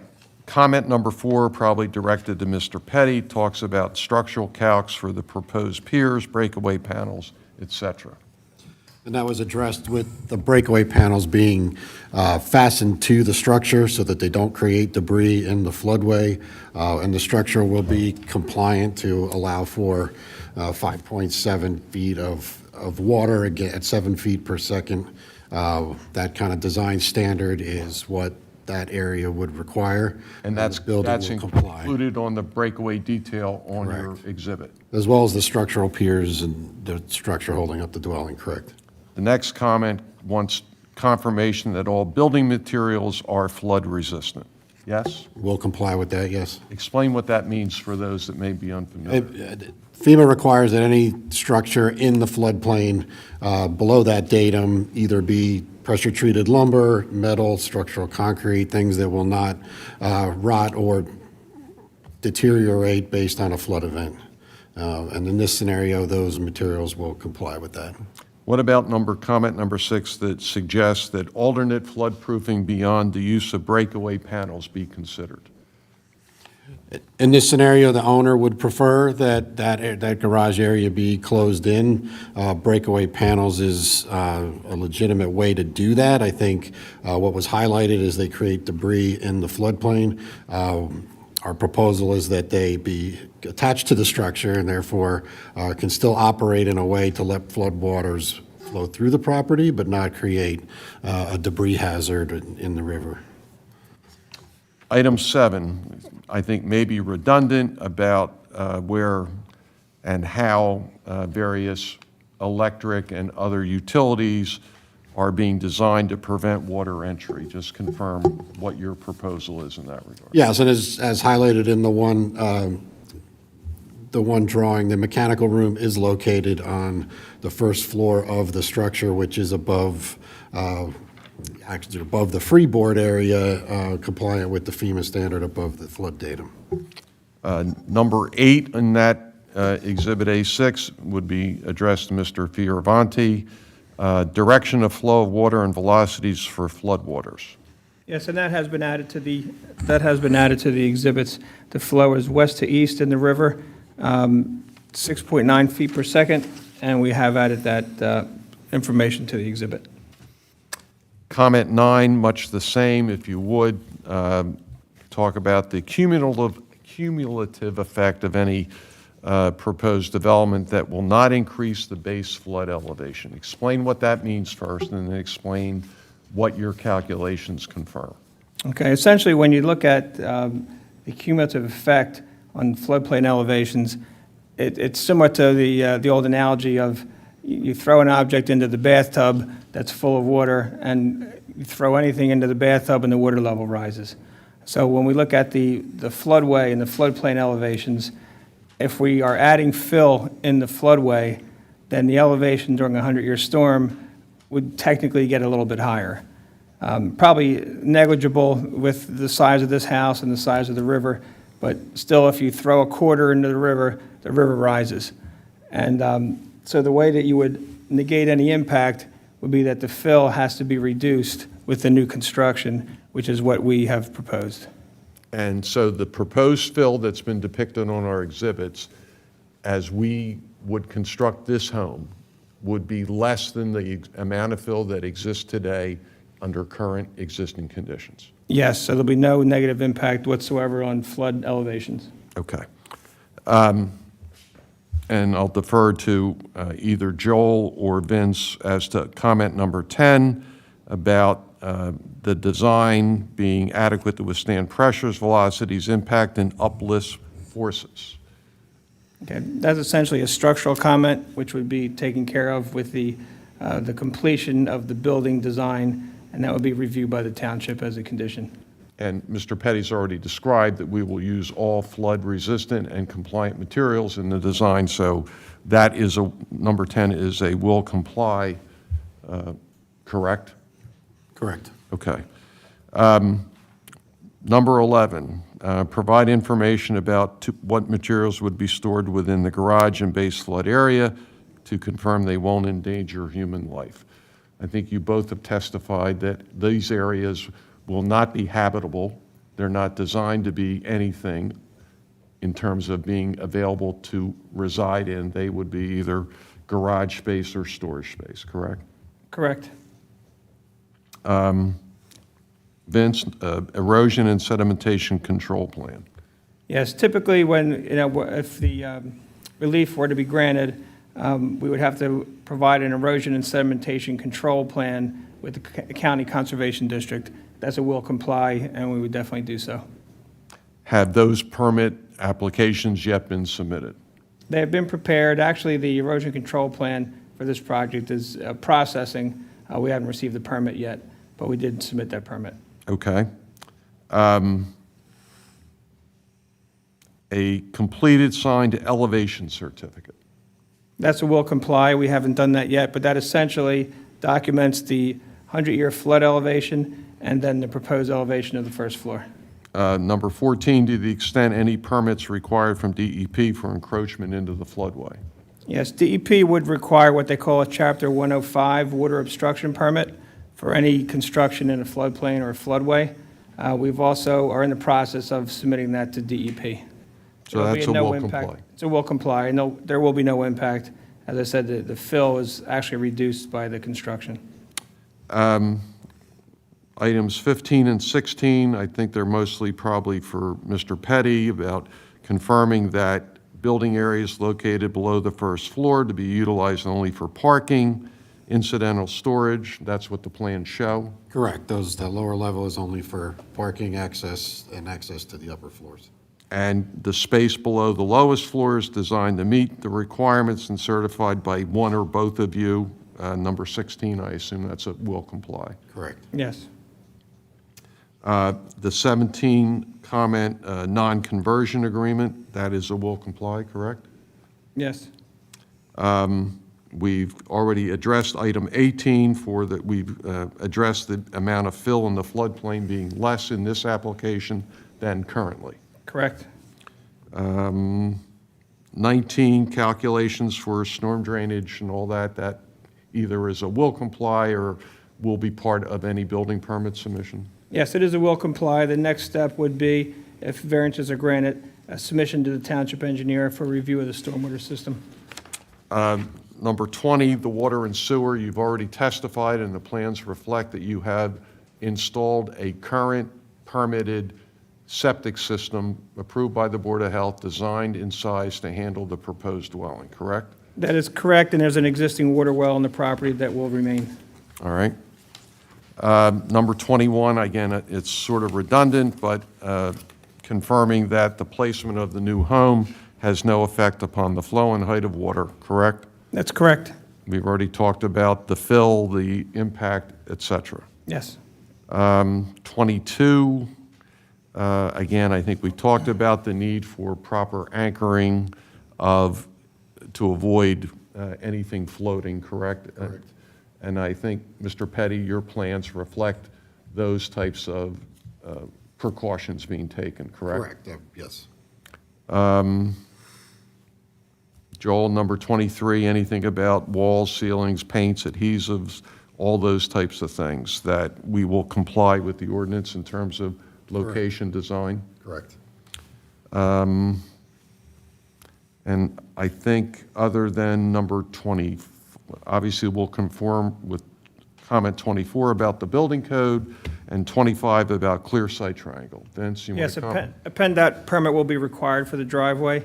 There's plenty of site distance that will comply as well. Okay. I don't have any other questions for either Mr. Petty or Mr. Fioravanti, and I'd offer each for questioning by board members or audience. Thanks, Mr. Murphy. All right, before I open it up to the board, I just want to announce that Ms. Carlton, solicitor for the Board of Supervisors, is opposing this matter and will have questions. Maureen, would you like to go after the board? That would be fine. Okay. Before we start, Mr. Turner, are you online right now? Yes. So I'd just like to ask you a few questions because I think it'd be relevant to the hearing for all of us on the board. So, Yes, please. yes, please swear him in. Just state and spell your full name, please. Kyle Turner, KYLETURNER. You solemnly swear or affirm the testimony you're about to give shall be the truth, the whole truth, and nothing but the truth. I do. Thank you. All right.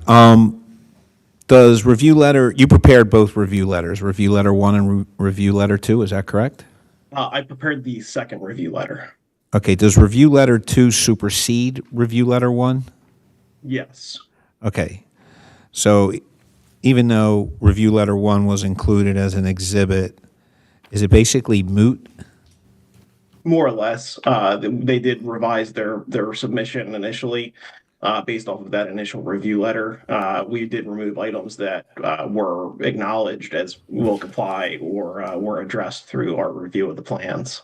All right, great. All right, so I just want to ask you questions I have about item 11. So provide detailed information on the materials to be stored within the garage in the base flood area to confirm they may not endanger human life. So the applicant has acknowledged that they will comply with this requirement at the time of building and design and permitting.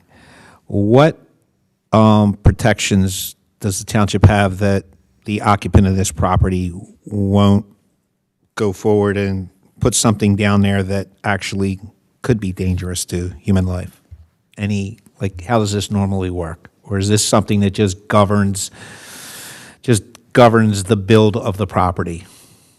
It's something that's more for if the flood were to occur. Yeah, obviously I'll use like gasoline as an example. If gasoline were to be stored in the basement and there were to be a flood, or I'm sorry, in the garage, and there were to be a flood, the gasoline would then obviously be transported downstream. That's essentially what that requirement is referring to, is that we're not going to store anything that could cause pollution or cause any kind of potential harm to anybody if it were to be transported downstream. So when you say store, again, I want to be clear, are we talking about in perpetuity or just during the build? In perpetuity. Okay, so would it make sense if we decide to approve this applicant's motion to have some type of restriction or provision in our approval that the occupant of this property has to agree to some kind of provision? I'm just trying to understand what kind of enforceability we might have for anybody who lives there. And Adam, jump in if you want to jump in as well. I'll let Kyle take it if he wants to answer that first, and then I'll answer my comments. I'd have I to figured defer that. to to the your solicitor for input on that one. I don't. That's not something that I typically come right. across. Yeah, Ed, I figured you would agree to that. I'm just trying to figure out if we go that way, how we include that in the motion. Well, there's a lot of will complies in this review letter, so you could not just reference that, but all of the provisions that the applicant has alleged they will comply with, and that would just be one of them. One of the, whatever it is, 20-some. Well, I guess what I'm less concerned with the applicant complying, because I know they have a motivation to comply. I'm more concerned about the end user who moves into this property. The end user who moves into this property, and then future end users. How do we keep them in compliance of something like this? Is there a way, or is that outside the governance of our board?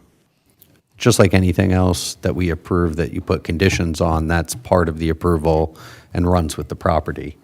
How logistically you police that is That's a different question. Is more your question and No, my question is what's the mechanism for putting something into the condition? Is it a deed restriction? What is it? For something like that, I don't think you would need a deed restriction. I think you could put it in as a condition of the approval. And I think you would still have the same enforcement mechanism that the township would have. Just, in the same way that any approval with a condition, if you violate that, then the township has certain enforcement powers that they can employ to keep them in compliance with that provision. Oh, okay. I mean, again, it's still hard to police it in that. I'm aware you of don't know that. if someone's got something there, but What I would like is, I guess I would like for whoever moves into this house to be aware that this provision exists, so they don't start storing gasoline, heating oil, anything down there. Understood. So that's all. I'm trying to figure out how we put something in and that it's communicated.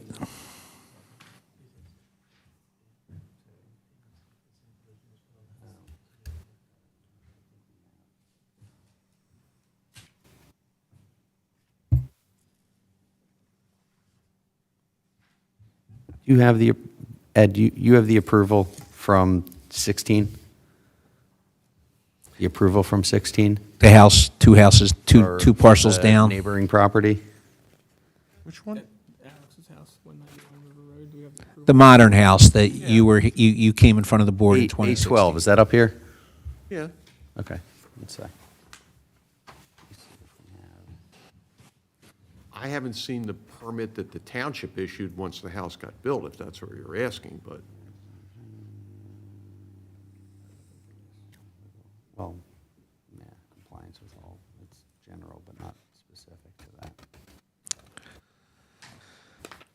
All right, so, Adam, is it your belief that we probably don't have a mechanism that would alert anybody who bought this house that that is a condition that the township would like met? the most effective would be if you were interested, which we could do. Me and Eddie?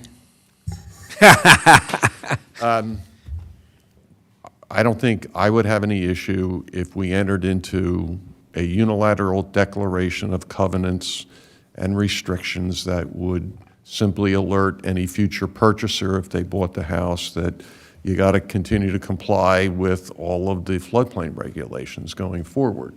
That's something that we've done in the past, we can do again, but if you're nervous about not this applicant, but future buyers not being aware of that, we can certainly do something like that. That sounds like a good suggestion. Thank you. All right, Kyle, getting back,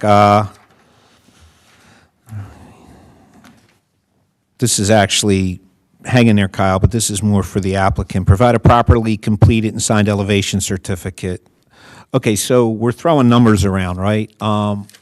What do you have the current base flood elevation, 43.7, or did I mishear you? 43.7. 43.7. and you're building to 49 and a half, correct? Yes. So what happens if you get a certification and it comes back at 45.7 instead of 43.7? That wouldn't happen. We're on the FEMA datum, and it's 43.7 at that location. So what we would do then is, the elevation certificate, it's probably requiring that when we're finished, as the project is built, just to certify and make sure that the elevations for the house are set above that floodplain elevation. Then the elevation certificate shows the floodplain elevation, which we have. That's a calculated elevation at that point. And then we would survey the first floor of the existing, once it's built, of the existing dwelling, and that paperwork would show that the house is built above the floodplain elevation. So Vince, am I hearing you right, that there's no way we're going to get a certification back that differs from 43.7?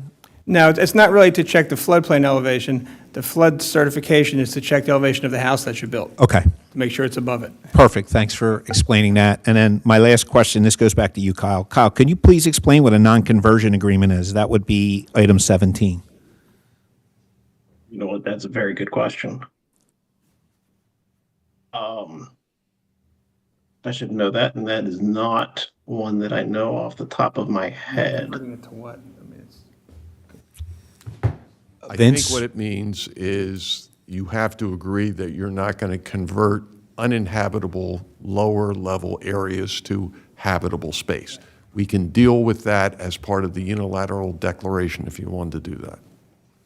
All right. I just Assuming want the solicitor would agree, but that's logical, I think, the way you handle that. So I just thought it was important to get clarification on some of those items. Before we move off of this, Board, does anyone want to ask questions regarding these items and then start opening up everything else?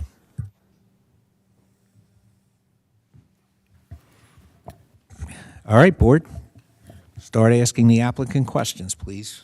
I am going to start with Dan, actually, because the steep slopes was an early exhibit, and then it was noted later on that a variance wasn't required because of the limited area of impact. Is that correct? I just copied and pasted what Ed submitted in the application. I'm not sure.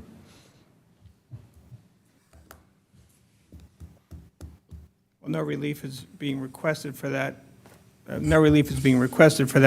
The township engineer would have to review our site plans if relief were granted, and he would review the steep slopes and verify the numbers that we're putting in. If he would come up with a different number, then additional relief would be required, but we believe that it's not required because of the 3,000 square foot exemption. Okay. Here's a question for Vince. And it was kind of hinted at a little bit already, but I'm going to put a technical spin to it here. With NOAA Atlas 15 coming out, changing the design rainfalls, there'll be implications for flood elevation heights.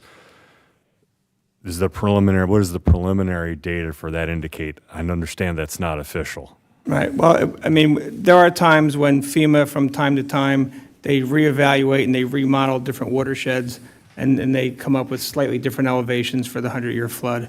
If that were to happen, we're basing our elevations off the latest FEMA floodplain maps. If FEMA were to modify the elevations, typically they don't change that much, but if they were to modify the elevations, then one could ask for another elevation certificate. But again, the floodplain elevation is a calculated elevation. They have surveyed cross-sections through the stream. No. And they model the water coming down, and it comes up with an elevation that they calculate. Correct. I understand that, Vince. What I'm saying is NOAA Atlas 15 is going to increase the amount of rainfall on the watershed, which will have a corresponding increase in the volume of water downstream, which by necessity means there's going to be a higher elevation once that data gets incorporated. Yes. So if there's a higher elevation, then we're 2 feet above the current elevation, so I think we'll be plenty of space above it. But once that elevation is established by FEMA, then it will affect the amount of freeboard we have between our first floor and the floodplain elevation. But in our dwelling, as you said, we're actually not just 2 feet above, we're 5.8, our first floor elevation is 49.5, and our floodplain elevation is 43.5, so we're 5.8 feet, we're 6 feet above with the first floor. And some of that is associated, and yes, you're very clear of it, but some of that's associated with the floor structure and your structural elements there, which are complete at that point. So it's really the bottom of the first floor. About how thick is the floor in the structure system then? 12 inches, 18 inches? Floor structure is 16 inches, but like Vince pointed out. You got to talk. I'm really sorry, guys. If you want, you can grab that microphone over there, so. The floor structure as proposed right now is 16 inches, but it is, like Vince said, not at the 18 inches of freeboard typically in the FEMA requirement. We're a good 3 feet even above that. So that's allowing us some flexibility even in what would become a greater storm than we've seen now, to be able to not be implicated by that at all. So the floor structure of the garage itself is concrete and in place and able to withstand that. The first floor of the structures, even in well above, you're saying. a higher flood than we would anticipate here, would be, I think, well above where we would want to be. All right, thank you. I'll let other people ask questions for a bit here. All right. Vince, can you explain why you need a variance for the side setback on the right? I'd like to hear it on record why the house isn't more centered. Well, when we look at the topography, and here, let me pull an exhibit here.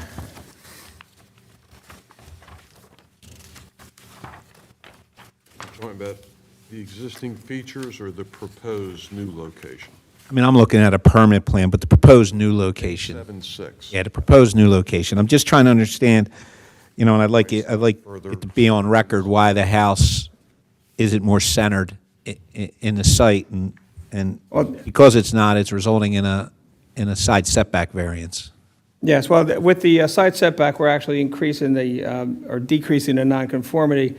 We would have to eliminate the existing dwelling and to minimize disturbance in the floodplain and disturbance. There are some steep slope areas in the front, but to minimize disturbance and cost, when we have to remove the existing dwelling anyway, it seemed the appropriate place to place the dwelling just to minimize site work and disturbance to that floodplain area. Also maximizes the area, there's a well that exists in that area. If I were to move the dwelling to the center, I'd be replacing the existing well that we're going to reuse. And again, it'd just be we're already going to have a hole in the ground where the existing dwelling came out. So it seemed to make sense to place it in the same area, reduce the nonconformities, and reuse the existing well, just to minimize the site work. So it sounds like I'm hearing it's physically possible to move the house, to center it more, take away that side setback variance. It would just be a little bit less financially feasible. It would be an economic hindrance. Is that a fair statement? Because you would need to dig a new well. Minimizing disturbance of the site, I think, in the floodplain, As a compromise, would you be willing to move this property to the point, move it to the left where you would not need a side setback variance as a compromise? You'd also lose 2 big trees if you look at the plan too. True. You're suggesting there's a side yard of 25 feet. Today, it's, 9. We're proposing to go to 10.5. You want us to move it another 15? I'm just asking you if the I'm board. asking if that's the question. Move it 15 feet towards the north. Yeah, I'm asking if that's something that the board would like. I don't know what the board wants. I don't even know if I want that. I'm just asking if it's a compromise that you would consider. I mean, Mike just brought up the fact that We're asking 2 you trees would have to come It out. sounds like it is Yeah. feasible to do it. That's what I'm asking. Yeah, it's possible. All right, thank you. As part of your testimony during A 7.9, you mentioned that the garage doors will automatically open in case of floodwaters coming into the ground level. Yes. I saw you have a generator. I assume they're tied into the generator, and that's what powers them up. Can you just explain to the board how that works so we understand? So it has a float switch that gets triggered when floodwaters come up. That is not only tied to the generator, but it's battery backed up, so that's how they work. But it's a float switch, and it works like a sump pump, and that triggers the switch and the doors operate. Is common building technology used in floodplains? Yes. All right, thank you. And let's see. Can you tell me what is the distance between the well and the septic system right now?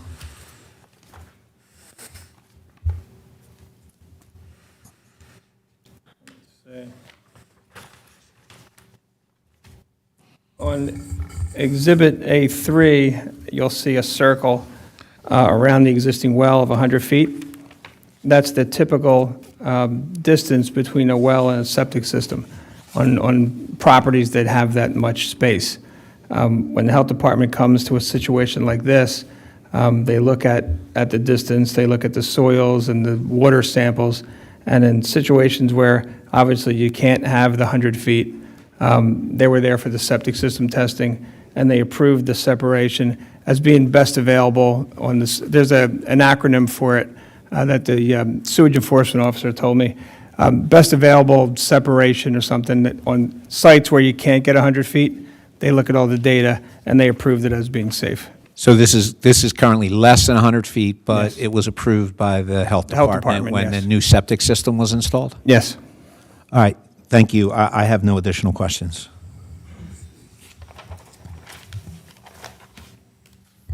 Referring to the septic, so there's a new septic system? Yes.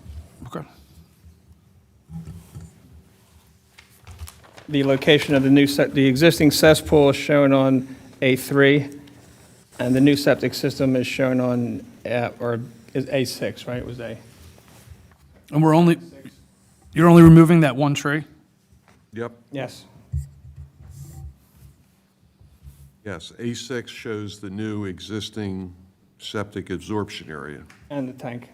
and the septic tank, correct.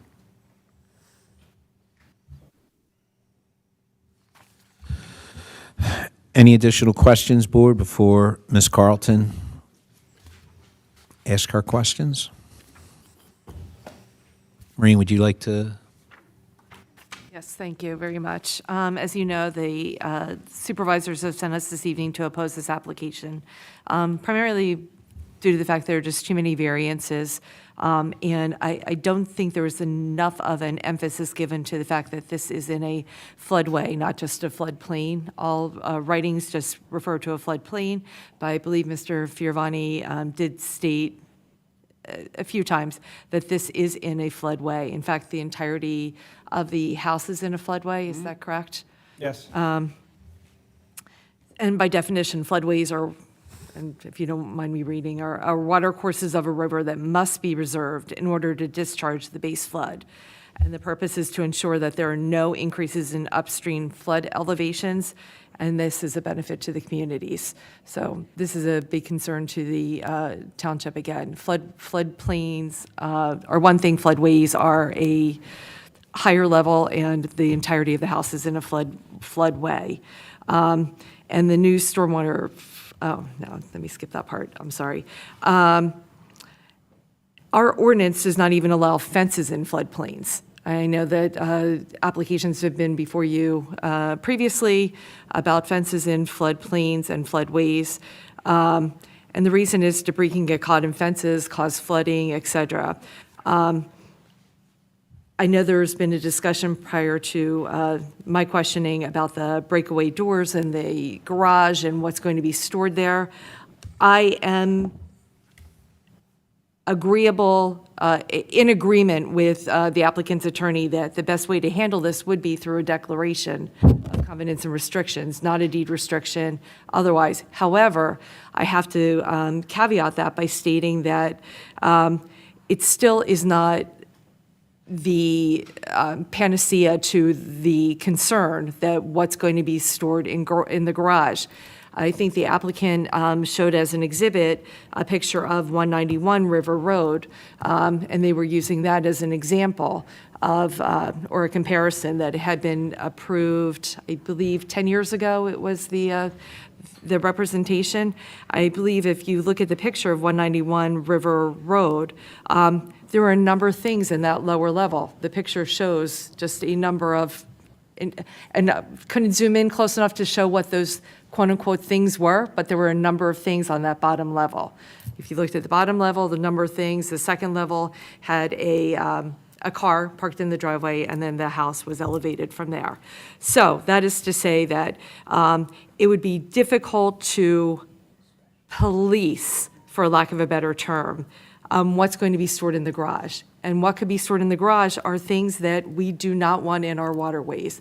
Not only big things like lawnmowers and tools and things like that. We're talking about oil, fertilizer, things like that that could pollute our waterway.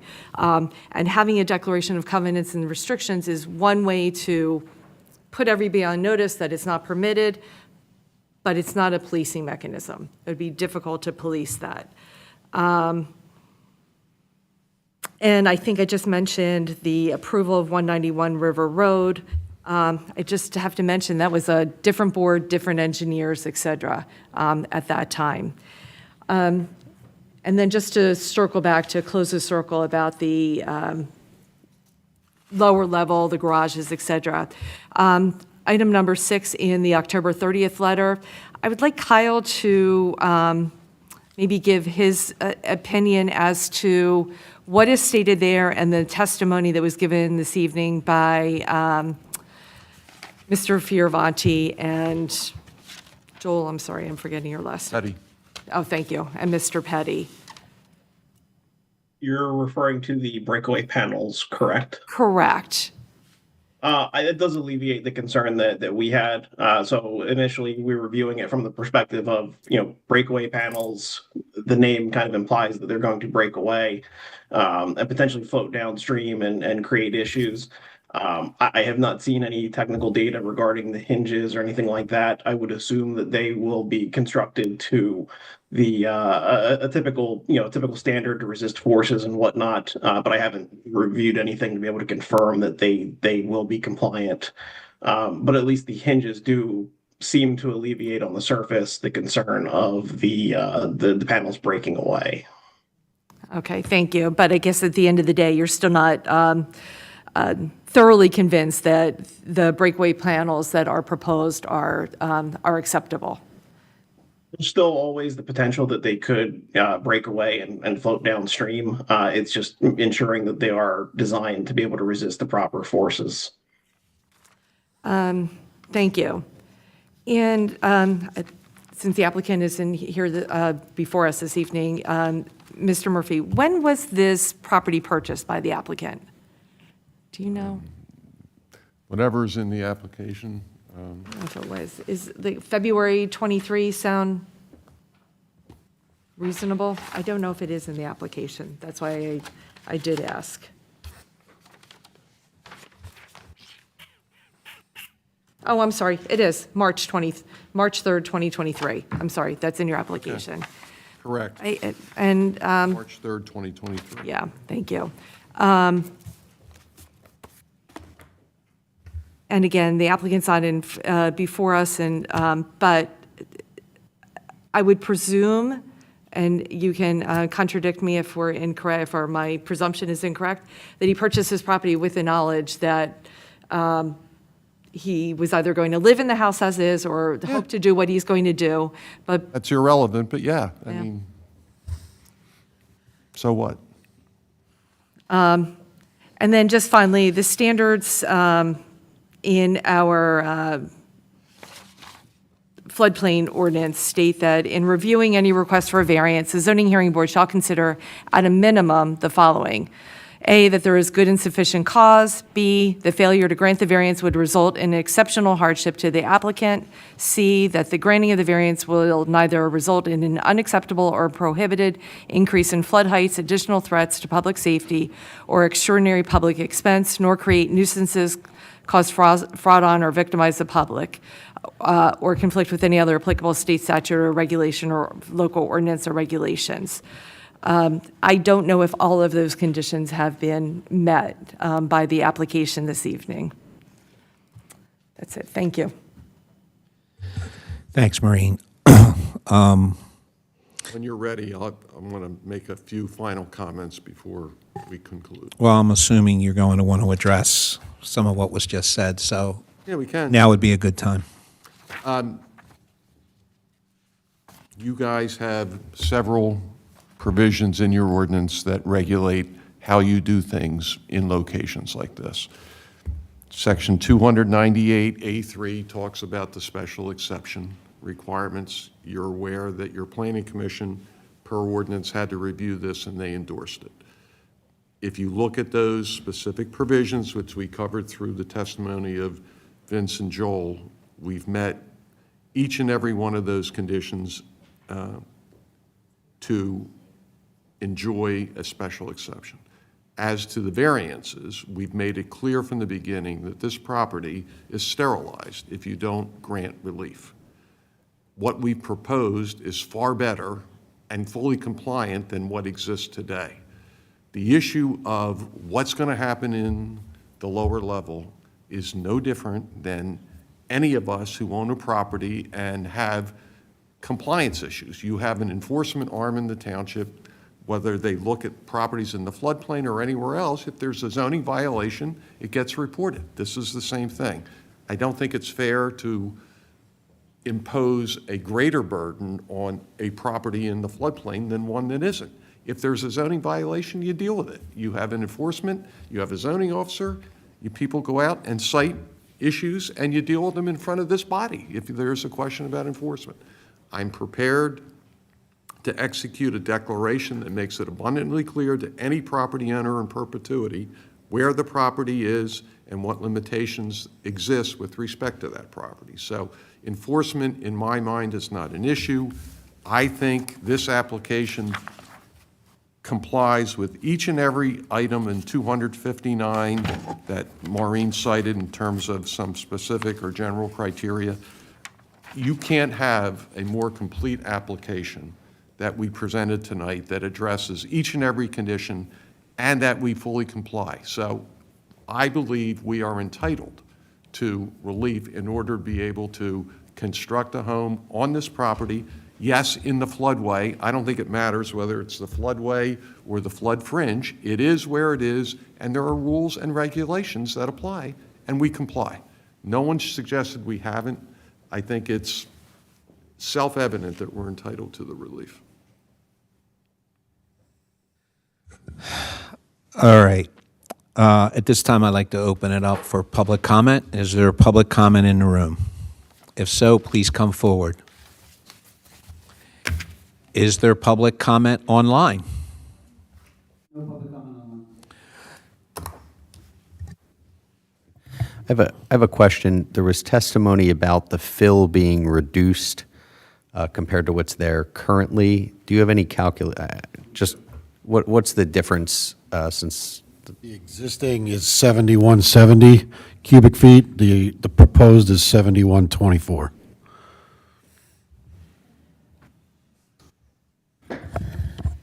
Follow-up question to that. So that's including the building structural elements then? That is all the structural elements, yes, and the amount of those that are above grade. Thank you. So that's a direct comparison. Direct, correct.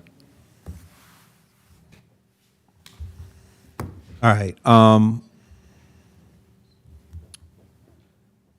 So I think this application makes sense, and I feel like too many times I'm on the wrong side of the township, and I want to explain why. I think the existing nonconformity is a worse option for our township than what is being proposed. What's being proposed is diminishing the fill, creating a safer situation with the breakaway doors and automatic garage door openers, allowing the water to flow through, and the setback nonconformities are being diminished. In my mind, I'm not advocating for the applicant, but I thought Mr. Murphy really summed it up well when he said they put together a really strong application that basically met everything to the best of their abilities. And when I look at review letter number 2, I feel like they did. I'm going to get behind this. That's just me. Like I always say, I'm one of 5 members up on this board. So everybody else is independent, but I just think this makes sense. And again, I hate being on the wrong side of the township. I just think this is a better option than that nonconformity that exists on the lot right now. I'm looking at page 9 of the documents. It shows the existing and the proposed elevations. And I mean, I see a drastic reduction in the blockages of that waterway with what's being proposed. For 15 years, I had a business in this township of an electrical contractor and did a lot of work in those homes after floods along the river, including 2 doors over at 190. He was a regular customer of mine. He built the home, designed it himself in the 80s. He built the home hoping to stay out of the floodplain.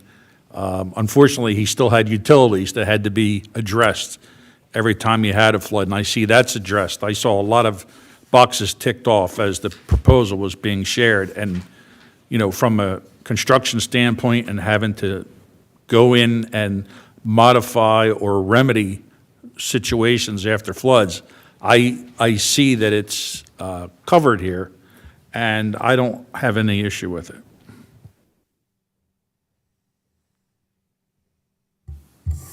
I think there's a big difference between a floodway and a floodplain. Floodplain is very slow-moving water. A floodway is large trees, debris, and you can have as many flood doors as you want, and you're just building a dam in the middle of that river. So for that, I'm not in.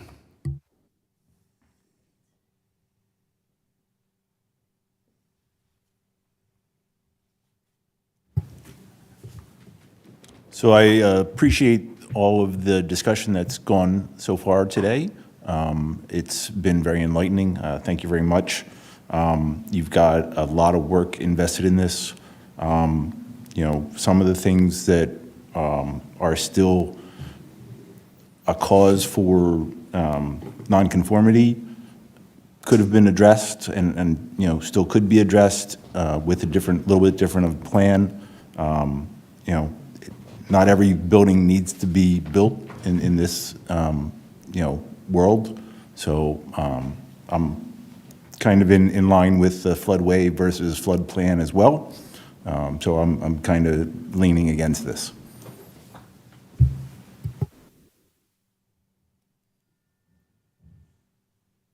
All right, by the way, I'd just like to get out there my rationale because I'm on the other side of the township. I can see I'm starting a bad trend where we're all starting to vote without voting.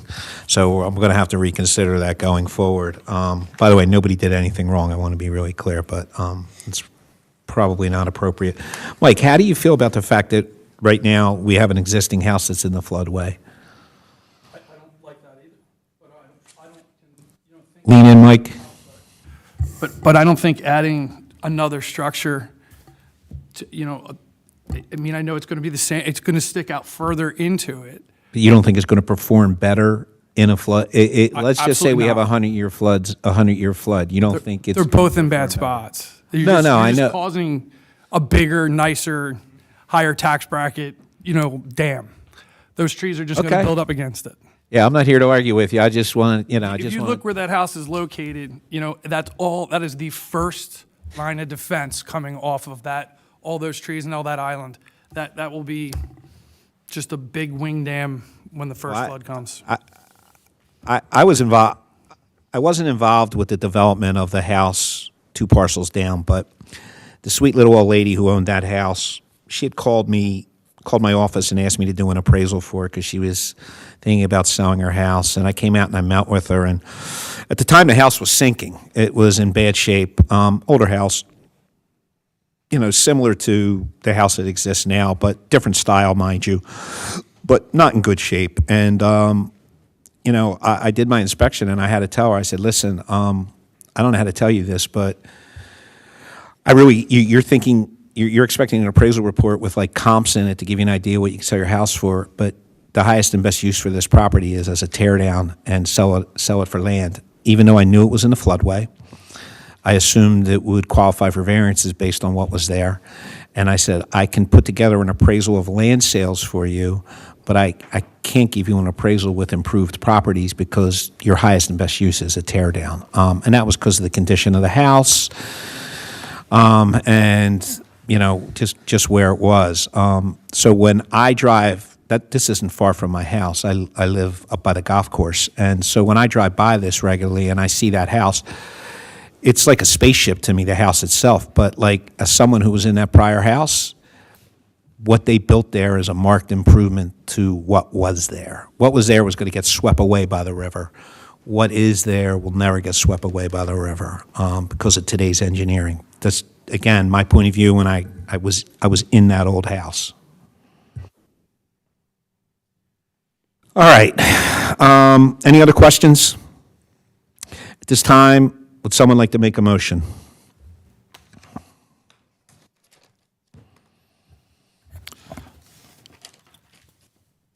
If you make it, that's what. If you can read that scribble at the bottom. I'm just going to put on, before any motion is made, if there is an approval, the approval, along with any other conditions that the board may impose, under 200-59B1E, and then subsections 1 and 2, any approval needs to have the language that the granting of the variance may result in increased premium rates for flood insurance, and such variances may increase the risks to life and property. I don't know what you're planning on, but you did indicate this is language that needs to be in your motion if you make a motion to approve. If. It's a lot. All right, so I'm going to make a motion to approve Appeal Z 25-26 as presented, to include a declaration of the 10 covenants and restrictions, as well as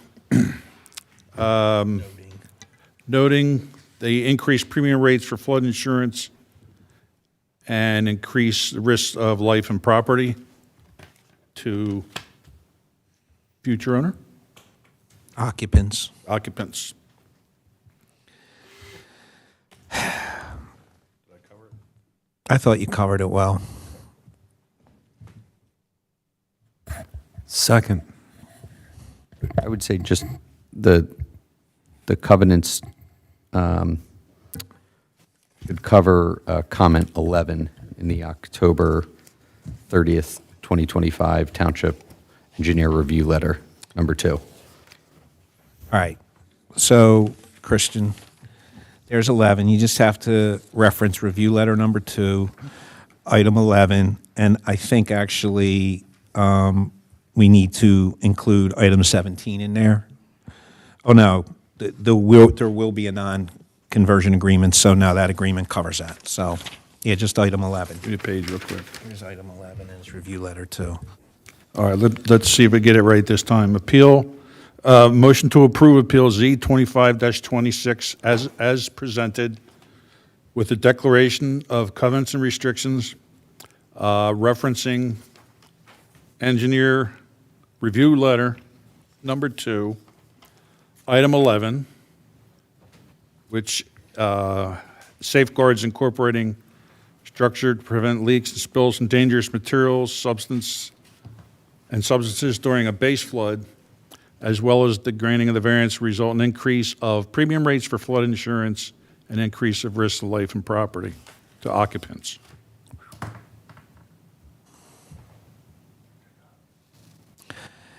Would you second that, Pete? Or did you change your mind in the last 60 seconds? I'll second it.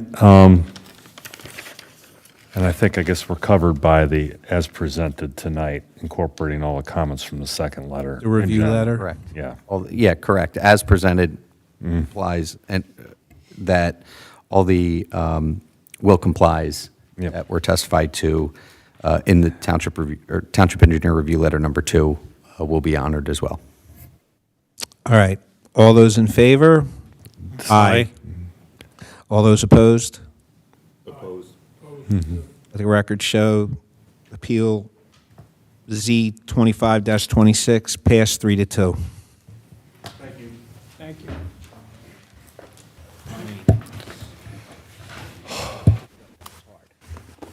No, that was really hard. Oh, I had to go there. I wanted you to do it because I didn't know how Pete was going to vote. I knew how they were going to vote. They didn't- So it wasn't going to be fun if Pete did Played it. it close to the rest there. No, that was a lot. So, before we adjourn, Dan, what's next on our agenda? Anything we need to be looking out for? No, so the only matter on the February 3rd meeting is Ed's other appeal. So there's one currently for February 3rd, and then there's 5 for the 17th. 4 impervious, and then the car wash is on there as well.